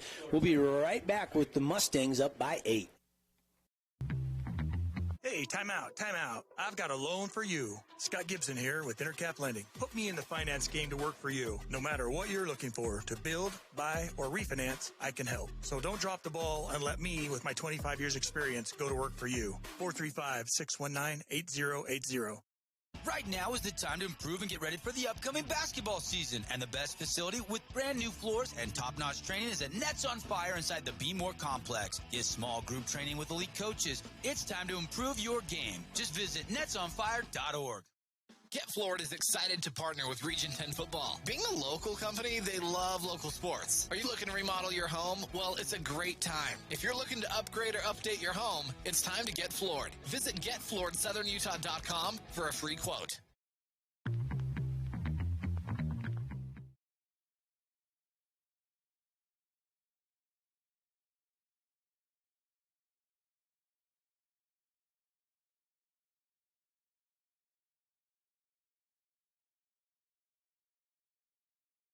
Interior Design Center.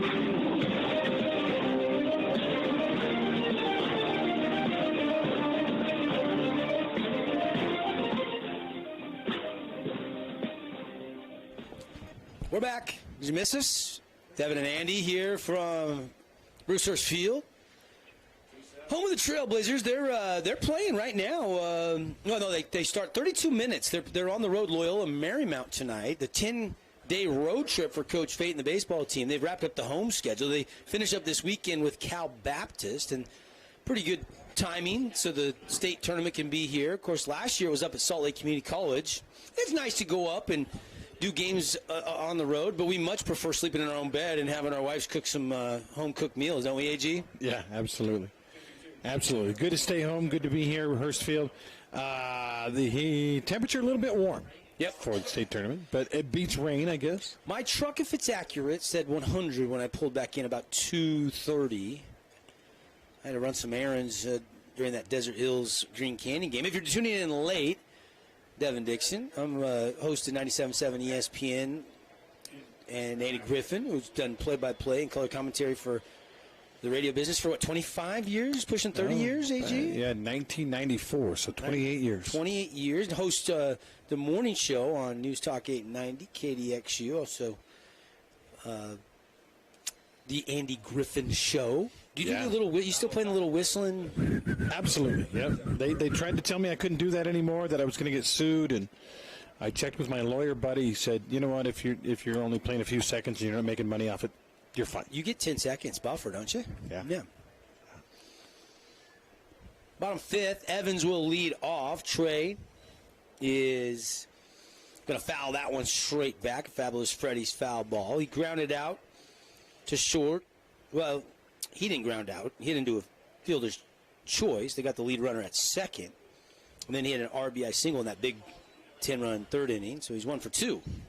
By the way, we've got a week from tomorrow, the all of Cherry Creek getting together for the debut, the premiere, Top Gun Maverick. We're renting out the whole theater and giving away tickets to all our listeners on ESPN, on KDXU, B, Star. Problem is we don't have any shows this week to give them away, so we're going to have to give some away on Monday, I guess, huh? Yep.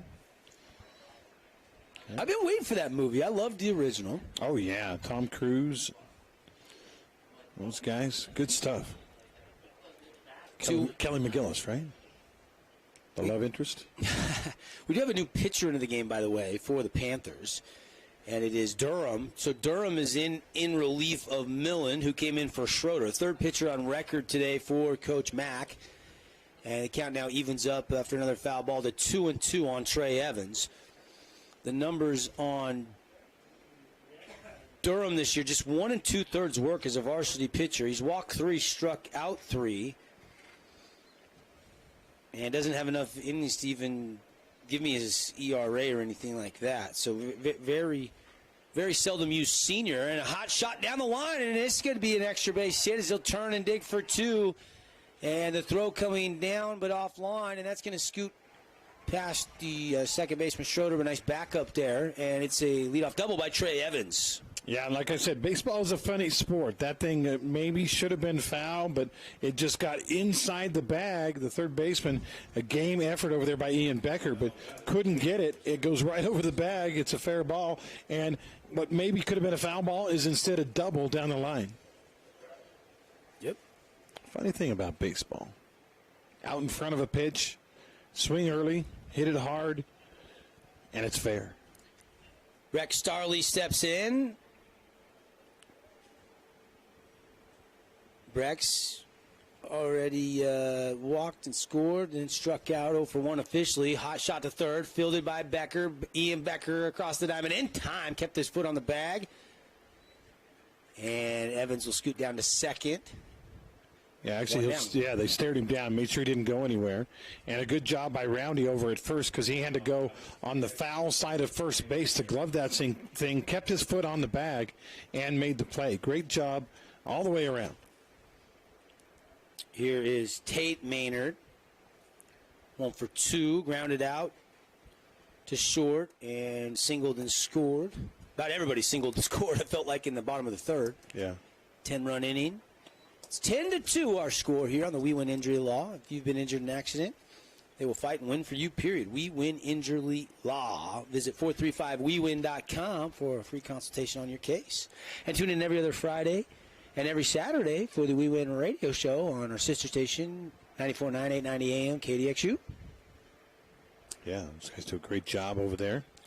Starting to find their radio presence. That was one of the things when they first started. Like, I don't know, how do we sound? What do we do?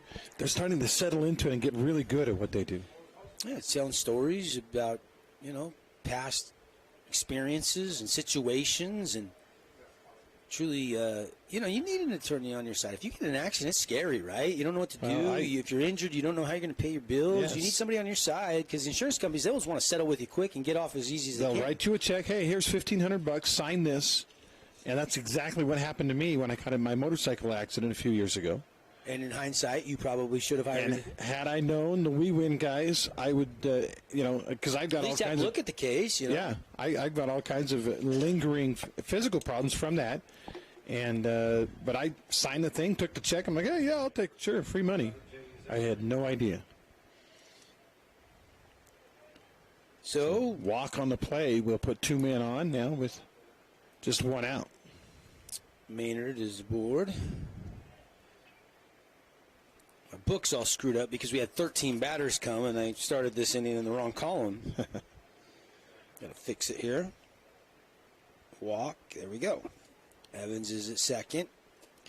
And Maynard is at first with now Jay's Estra stepping in. A little dirty bomb single right over Schroeder's head into the outfield. They're going to send the runner, and Evans is going to truck home. Here comes the throw, and it's not in time. It's 11-2. RBI hit by Estrichu on the ball getting past the catcher. Will go down to second base. Yeah, it looked like on the throw home, and nobody is able to really advance too far. But Iverson looked like he was married to the plate. Didn't want to leave it to go catch the ball. It got loose, and wow, another run scored. And we're actually nearing mercy rule. It was only the 4th inning, so we got at least another half inning left. But we're nearing mercy rule situation. And, Devin, we thought we were going to have maybe a 2-1 game. Yeah, but Crimson has just made us – they just proved us wrong. I mean, they've just been teeing off on Pine View's pitching all game long from the 3rd and now into the 4th. They're just seeing the ball well right now. Durham got himself into a little bit of jam here. It's just 1 out. 2 ducks on the pond. And Canyon Kutch, 2 RBI hit last at bat. And they're going to send an Info speed-up runner in for Estrich here. Put a little more speed on the base pass. And by the way, this is not a fluke thing, Crimson Cliff's doing this. They're hitting, as a team, combined batting average is .337. Yeah. So it's not like these guys are, we're getting lucky. No, these guys are good at hitting the baseball. Well, and I've had many conversations with Coach Abbott, and he said the biggest and hardest thing has been setting the lineup because he's got 3 or 4 guys that he would love to play today, that deserve to play today. They're good enough to play. He can't even get in the lineup. This is a very deep team. .455 on base percentage. Basically, half the guys that come up there get on somehow. So RBI hit by Estridge. They speed up run for him, and now Durham goes back to work on Canning Kutch. First one missing, and that one also missing just a bit outside, so 2-0 from Durham. Durham, senior pitcher. I feel like Kutch has really come on here in the last third of the season, really hitting the ball hard. And here's the pitch, and there Durham finds the zone, nibbling on the outer half for a called strike. I remember Canning Kutch's first game as a Mustang, I believe it was, he went and hit a grand slam. Moved from Vegas. School was just opening up. He was just a sophomore. Now he's a senior. Pitch, and it's into the dirt. Of course, all these kids that are underclassmen lost a year of high school baseball due to the pandemic 2 years ago. That was tough, wasn't it? Yeah, it was. It was good to see play resume last year, and of course the Snow Canyon Warriors, who are still alive with their win earlier today over Hurricane, trying to defend their title in the 4A classification here in the state of Utah. And there's another RBI hit yanked into left field, and it's a 10-run lead, 12-2. Canning Kutch coming up clutch. Like I said, I would add an L to his Canyon clutch because he has been so clutch here in the state tournament and late in the baseball season. That 7-0 loss to Desert Hills at the end of the regular season, they're trying to make that a distant memory. That was a game they would just as soon forget at home, losing to the Thunder. But when you do something like what you're doing today and hitting the ball around, that will make you forget about things like that. Flyers are crowding the first base fence in the they're here. Trailblazer dugout area. With a powder blue. Yep. Another swing and a drive. Maynard hits it one hop and a roll all the way to the fence. 1 run will score. They're going to send the runner. Here comes Canning Kutch. He's going to cruise around and score another run. Yes, he does. Throw comes in a little bit late. Head first slide. And a 2 RBI hit by Maynard. And the Mustangs have really opened it up. Yeah, Glenn McClellan's going to go out. That means a pitching change, and probably rightfully so, as unable to get outs right now is the pitcher for the Pineview Panthers, Durham. He's struggling right now. 2 RBI hit by Tate Maynard, scoring Estridge. Well, speed-up runner came in there, and then Kutch scoring all the way around the bags. Big-time hit by Maynard, and meeting on the mound, 14-2. 14 runs on 12 hits. In 5 innings. 4 innings. We're in the bottom of the fourth still. And now you look at it, I mean, they're still going here. There's just 1 out, and then they're 3 defensive outs away from 10 running this thing. Game brought to you in part by Scott Gibson at Intercap Lending. Timeouts. They don't match their rates or fees. See how much the Scott Gibson team can save you today. Call or text 435-619-8080. Pitching change on the way. Let's take a break, huh? Yeah, we'll take the break, come back, tell you about the new pitcher, all Mustangs. They lead by 12 here on ESPN Radio, KSLSports.com.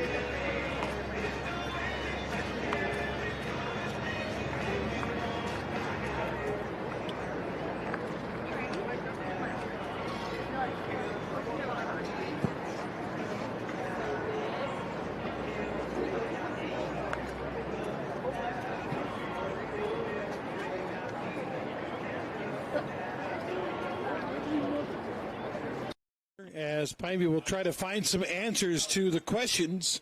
The questions are, how in the world do you get Crimson Cliffs to get out? And they have not found any answers yet. Crimson knocking the heck out of the baseball, Devin. Yeah, and, you start looking forward with this game in hand for them. I mean, you never want to say never. It's never over till the singing happens. But they've got Javen Ross that hasn't thrown this week. And Javis was kind of their number 1 or 2 with Bo Sampson all season long. Yeah.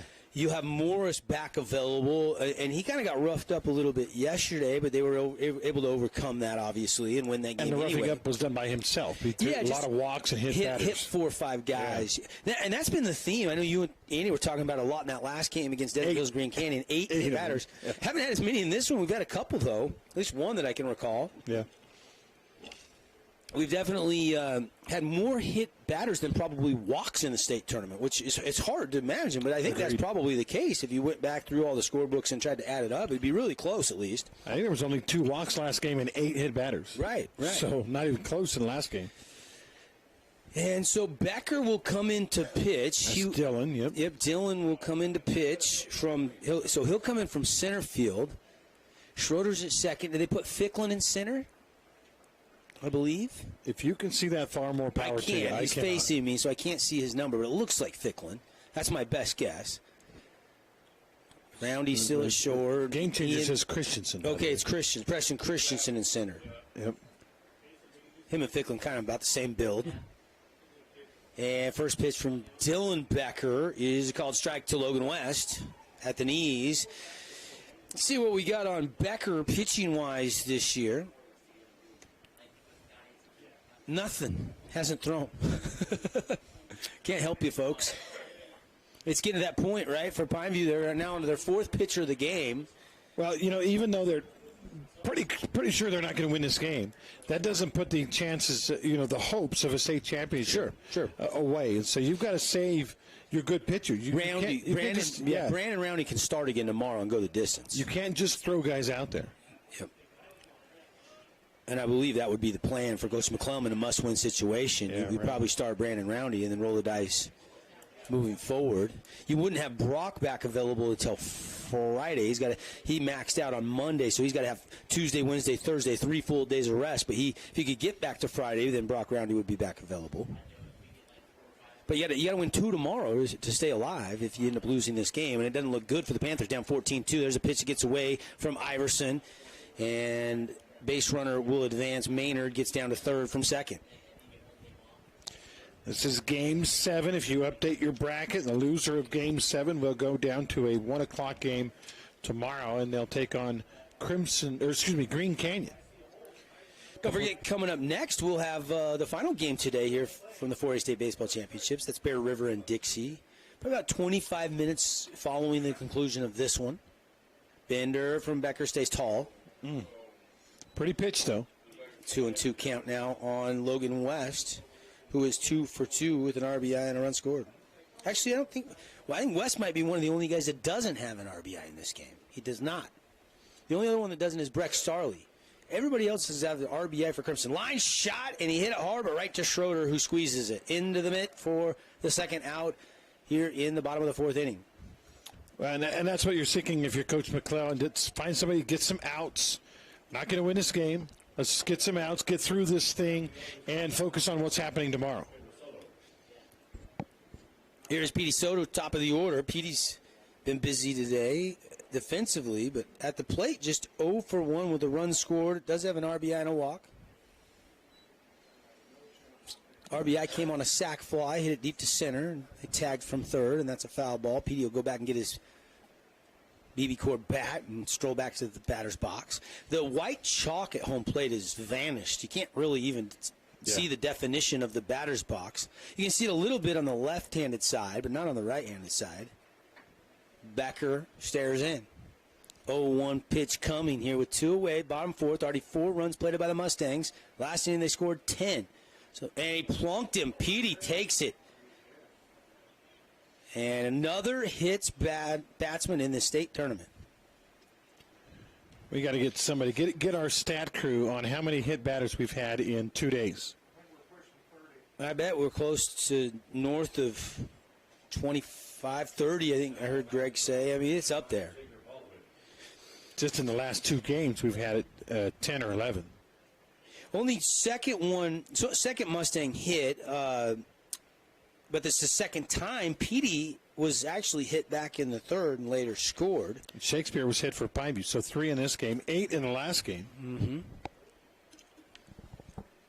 So it's getting up there. And this isn't one of those balls they use in Little League that's kind of mushy. These hurt. These balls are pretty hard. Here's Jager Baldwin. First pitch, one hopping into the dirt. Ball 1. Again, Becker, no pitching statistics. I think it's his first appearance of the season on the bump. Dillon. High. Ball 2. The fastball that just stayed tall in the zone. Appreciate Intermountain Sports Medicine. They provide the trainers for Region 10 Athletics again this year for all sports. And if you've been injured in a sports injury-related accident or mishap, call Dr. Millwood today for an appointment, 251-3600. Coming up, we'll have the Johnson Pediatric Dentistry post-game show. Appreciate Dr. Cody back with us again as our post-game sponsor all year long, and he makes your kids feel right at home with all your dental needs, and then you can always get the new patient special for just $79. And in the summertime when the kids are out of school, best time to get your appointments is now before they fill up. 656-0511. There's a strike from Becker right down Broadway, now starring. 14-2, Crimson leading Pineview. This is not an elimination game.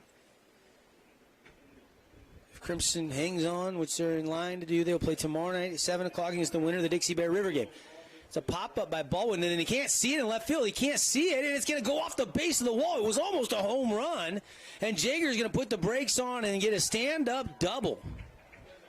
And the hit parade continues to go down Main Street around 700 South and right here to Bruce Hurst Field for the Crimson Cliffs Mustangs. Yeah, hit it hard, and again, I feel this time of day, you're looking right into the sun. I play pickleball, and the courts are arranged where you're looking right into the sun, and sometimes you go and you're like, I have no idea where that ball is. Now, pickleball's not going to hurt you. Baseball might, and certainly when it hits off the wall like that, it hurts you mentally as well. He stayed about where he started, and that was, 30 yards off the fence. I mean, he clearly never saw it. That ball just was high and deep and almost left the yard. Yeah. Hit right at the base of the fence by the Nike swoosh in left field. So Baldwin with the multi-hit game, and another hit ball off the pad of Evans, but this one tracked down in center field, and Christensen will reel it in, and finally the inning comes to an end, but not before they get 5 more runs on 3 hits, and it is now 15-2, and they're 16-2. And they're now 3 defensive outs from winning this game. We'll see if the Panthers can rally and extend this game, or Crimson will put it on ice when we come back. The real estate market in Southern Utah is booming. Before you sell, talk to a Red Rock real estate agent to see what your home is worth. You may be surprised. If you're looking to buy a home, check out all their listings at redrockrealestate.com. Voted the best real estate company in Southern Utah 2 years in a row. Red Rock Real Estate.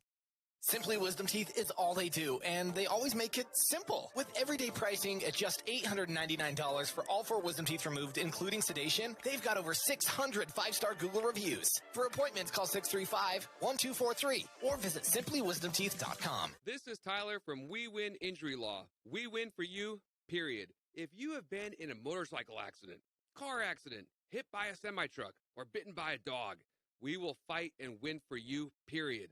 Visit 435wewin.com to have me look at your case.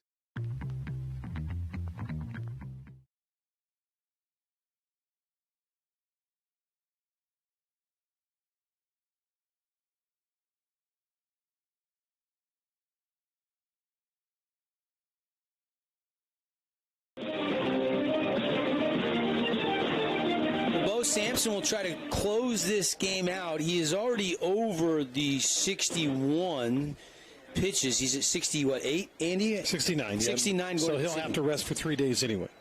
2 days. 2 days, yes. If he stays under 86, it'll be 2 days. So they probably know that, hey, he can go out there and he's got, 17, 18 pitches. Let's see, the 86 minus 69.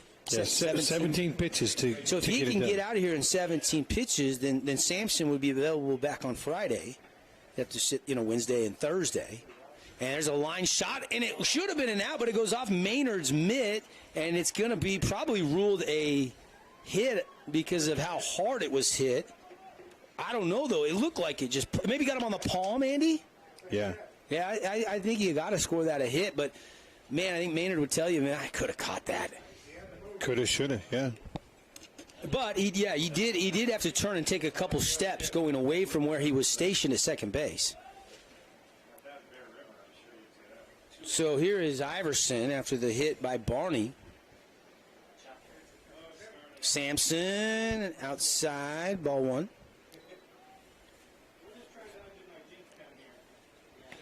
And again, we start factoring in now. Crimson's going to win this game. Can Sampson finish up in a few pitches here and have an extra day of eligibility?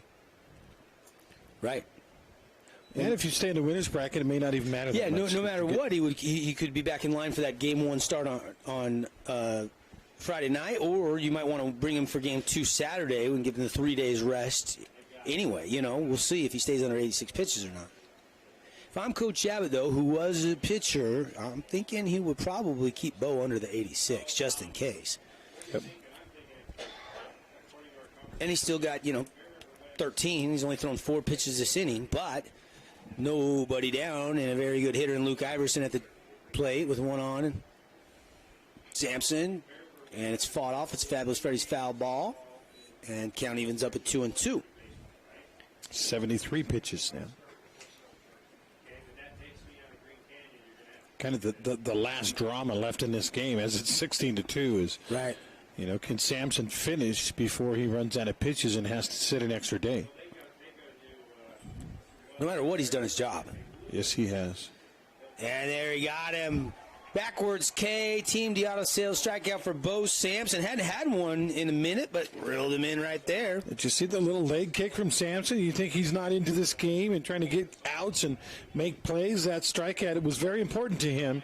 Strikeout number 5. Team Auto strikeout number 5 for Bo Sampson on pitch number 74. 1, 2, 3, 4. I have 6. I think I have 6.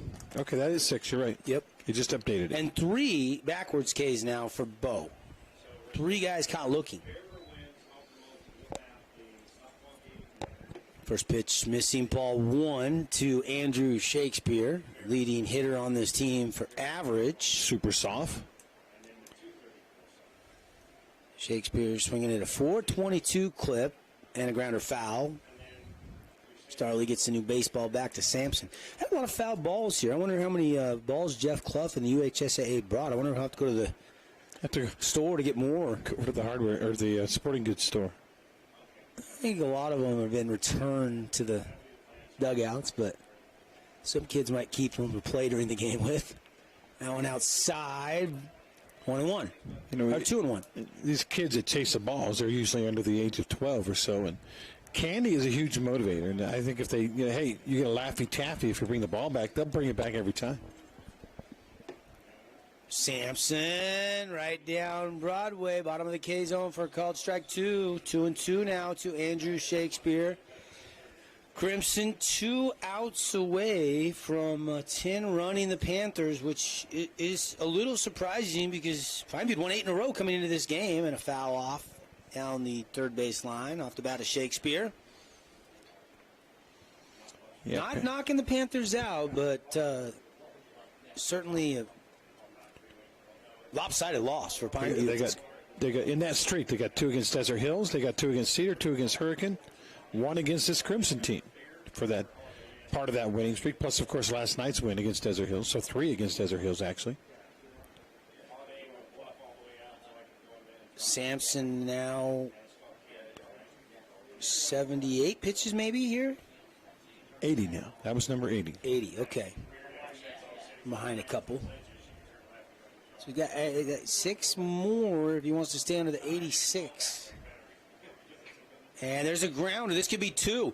And they'll flip it to Soto. The relay, not in time. Good speed by Shakespeare. They can't turn the 4-6-3 double play, but 2 away. You know, Bo was like, yes, this is it. I can come back in 2 days. I know I'm running low on pitches. I got a double play ball. Oh, shoot. Maynard got it on a flip to Soto. Soto fired it hard, but just half a step late on the throw. Yeah, good speed by Shakespeare to get up the line and prevent the double play. Here's the shortstop, Brandon Roundy. Brandon 0 for 2 today.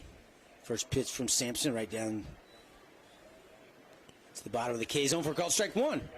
83 pitches now. What did you say? You have to go under 86 or at 86? If you have 86 to 110, you have to have 3 days required rest. So I think he's got to be at 85 or less.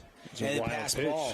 And the catcher can't find it. They're going to send him all the way to third. And Shakespeare is going to make it to third safely with no throw from Breck Starley. I don't know if Coach Abbott cares. Maybe we're over embellishing, and this is Sampson's game from start to finish. Well, they may not have a game on Thursday if things work out just right, and may go all the way to Friday if they can stay in the winner's bracket, and then it doesn't really matter if he's available Thursday or Friday. Yeah, you could go with Ross tomorrow, get an off day. You could go with Morris on Friday, and then Sampson could come. And that's a line drive, and that's it. Game over, right to Soto, who snared it. And it's a mercy rule after 5, 16-2. The final score, the Mustangs hammer the Panthers. And I believe that was pitch number 85, Devin. I think you're right. Which means one pitch under having to rest 3 days instead of 2. And that's actually pretty huge, I think, for Crimson Cliffs. Yeah, no matter what, you're saving pitches. Either if he comes back in 2 or 3 days rest, you're saving pitches, you're getting out of the sun, and you're winning this game in 5. And that's just what the doctor ordered for the Mustangs of Crimson Cliffs. Again, the final score on the We Win scoreboard, 16-2. They rout the Panthers. We'll clean it all up with the Johnson Pediatric Dentistry postgame show. When we come back, we'll hand out our AWP Playmaker Play of the Game. We'll pick the Ernie's 2 Sinclair Station Player of the Game, and we'll check all the final statistics brought to you by Wilkinson's right after this timeout. Don't wait to hit the open road.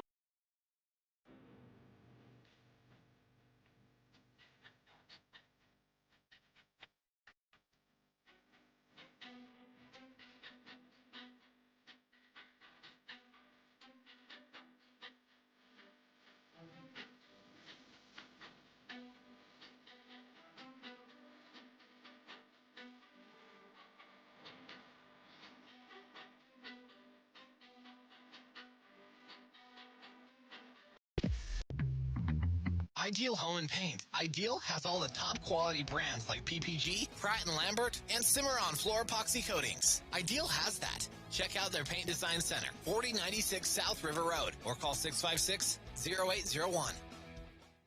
When it comes to your child's teeth, Dr. Cody and his experienced staff at Johnson Pediatric Dentistry are game changers. So when it comes to checkups, a toothache, or any problem with your kid's teeth, call experienced veteran Dr. Cody Johnson at Johnson Pediatric Dentistry, 628-0511.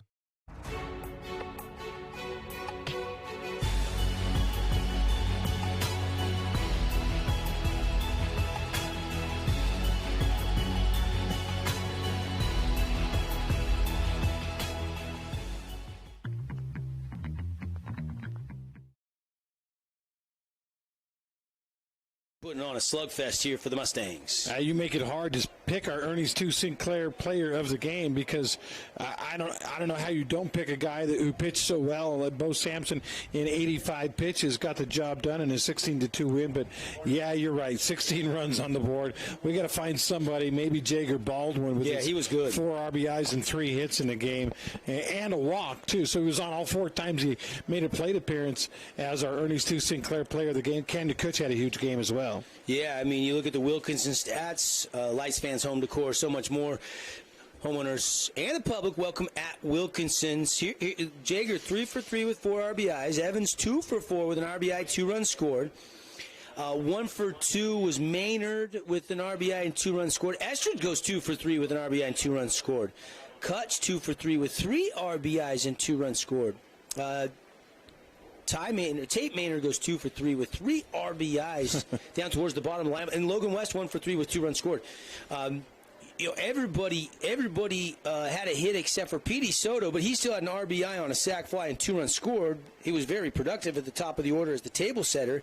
And Breck Starley was the other guy that didn't have a hit in this game. I mean, it was a big-time performance for the bats for Coach Abbott and the Mustangs. Yeah, but both Starley and Soto got on base via the walk, and Soto was a hit by pitch. So, I mean, it's not like they weren't factors either in this contest. You're right, though. The offense on this Crimson Cliffs team is phenomenal. They scored, remember, 15 yesterday. Yeah. And they scored 16 today.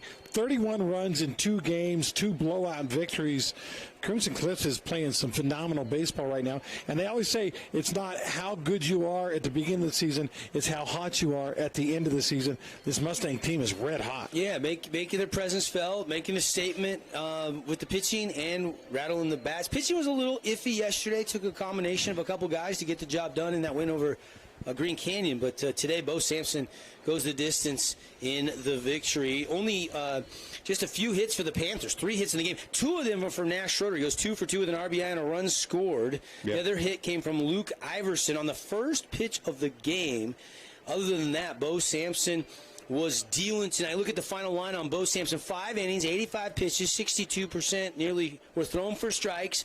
He did the 3 hits, 2 runs, only 1 was earned, and 8 Team Auto Sales strikeout, and he didn't walk a batter, did he? Yeah, I think great line all the way across, but you get to that next to last column, base on balls, and there's a 0 there. I'm telling you, we've seen a lot of walks, a lot of hit batters in this series. 30 we decided in all the games so far, hit batters, but he came out here and he didn't give away free passes. Another $60 donated to Crimson Cliffs, thanks to our friends at Morgan Pest Control and our 60 for School sponsor. To celebrate, get your first 4 pest control sprays this spring for just $60 at Morgan Pest Control, celebrating 60 years in business. Give them a call and book your sprays today, 673-9172. All right, let's hand out some awards. Then we're probably going to take a break, get our book filled out, get back to ESPN programming for about, maybe 10 minutes, and then we'll come back with the interior design pregame show on Bear River and Dixie. But it is difficult to decide who the Ernie's 2 Sinclair Station player of the game is. You could make a case to go with Bo Sampson and Jager Baldwin, or was one more impressive than the other? I'm leaning toward Baldwin. I really feel like he was the star among stars because they had a lot of stars in this game. But Baldwin came up to the plate. He had really every time he came up, it struck fear in the pitching for Pineview. He had 3 hits, including a double. He knocked in 4 runs. The only time he didn't get a hit, he got a walk. And that's a perfect day at the plate for Jager Baldwin. And he was mistake-free in the outfield, too, if you want to factor in his defense. And 4 runs batted in. He's my Ernie's 2 Sinclair player of the game. All right, let's go with it. Ernie's 2, delivering you Jager Baldwin, the junior for the Mustangs, the right fielder. Great day at the plate. Plenty of love to go around for this offense, though, for the Mustangs. As for the Appliance Wholesalers Plus Playmaker Play of the Game, trying to think. Was it the line out that kept Sampson at 85 pitches? Has he got that 2 days rest number, that magic number? As Petey Soto grabbed that hot shot off the bat of Roundy at the end of the game, or was there something bigger in your eyes? I kind of like the merry-go-round in the bottom of the third when they got things runs going. Yeah, the 10 runs. They started it off with an error or a base hit, depending on who you ask, and then a walk. And then all of a sudden, Baldwin comes in, gets a single to tie the game. Evans comes in, gets a single to give them the lead. That's when the hit parade started.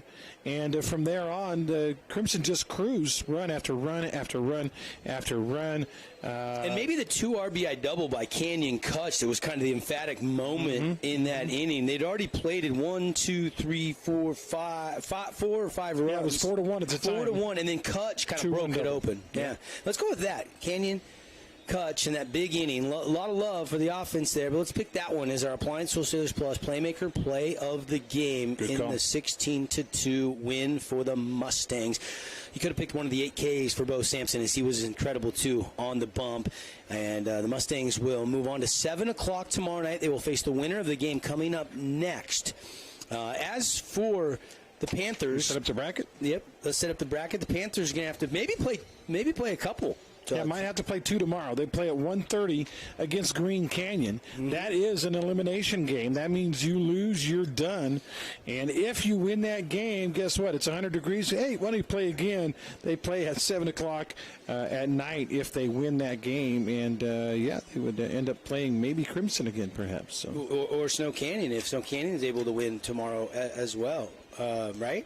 Snow Canyon will play the loser of Dixie Bear River. Right, and then the winners of each of those games would move on, and the losers would play each other.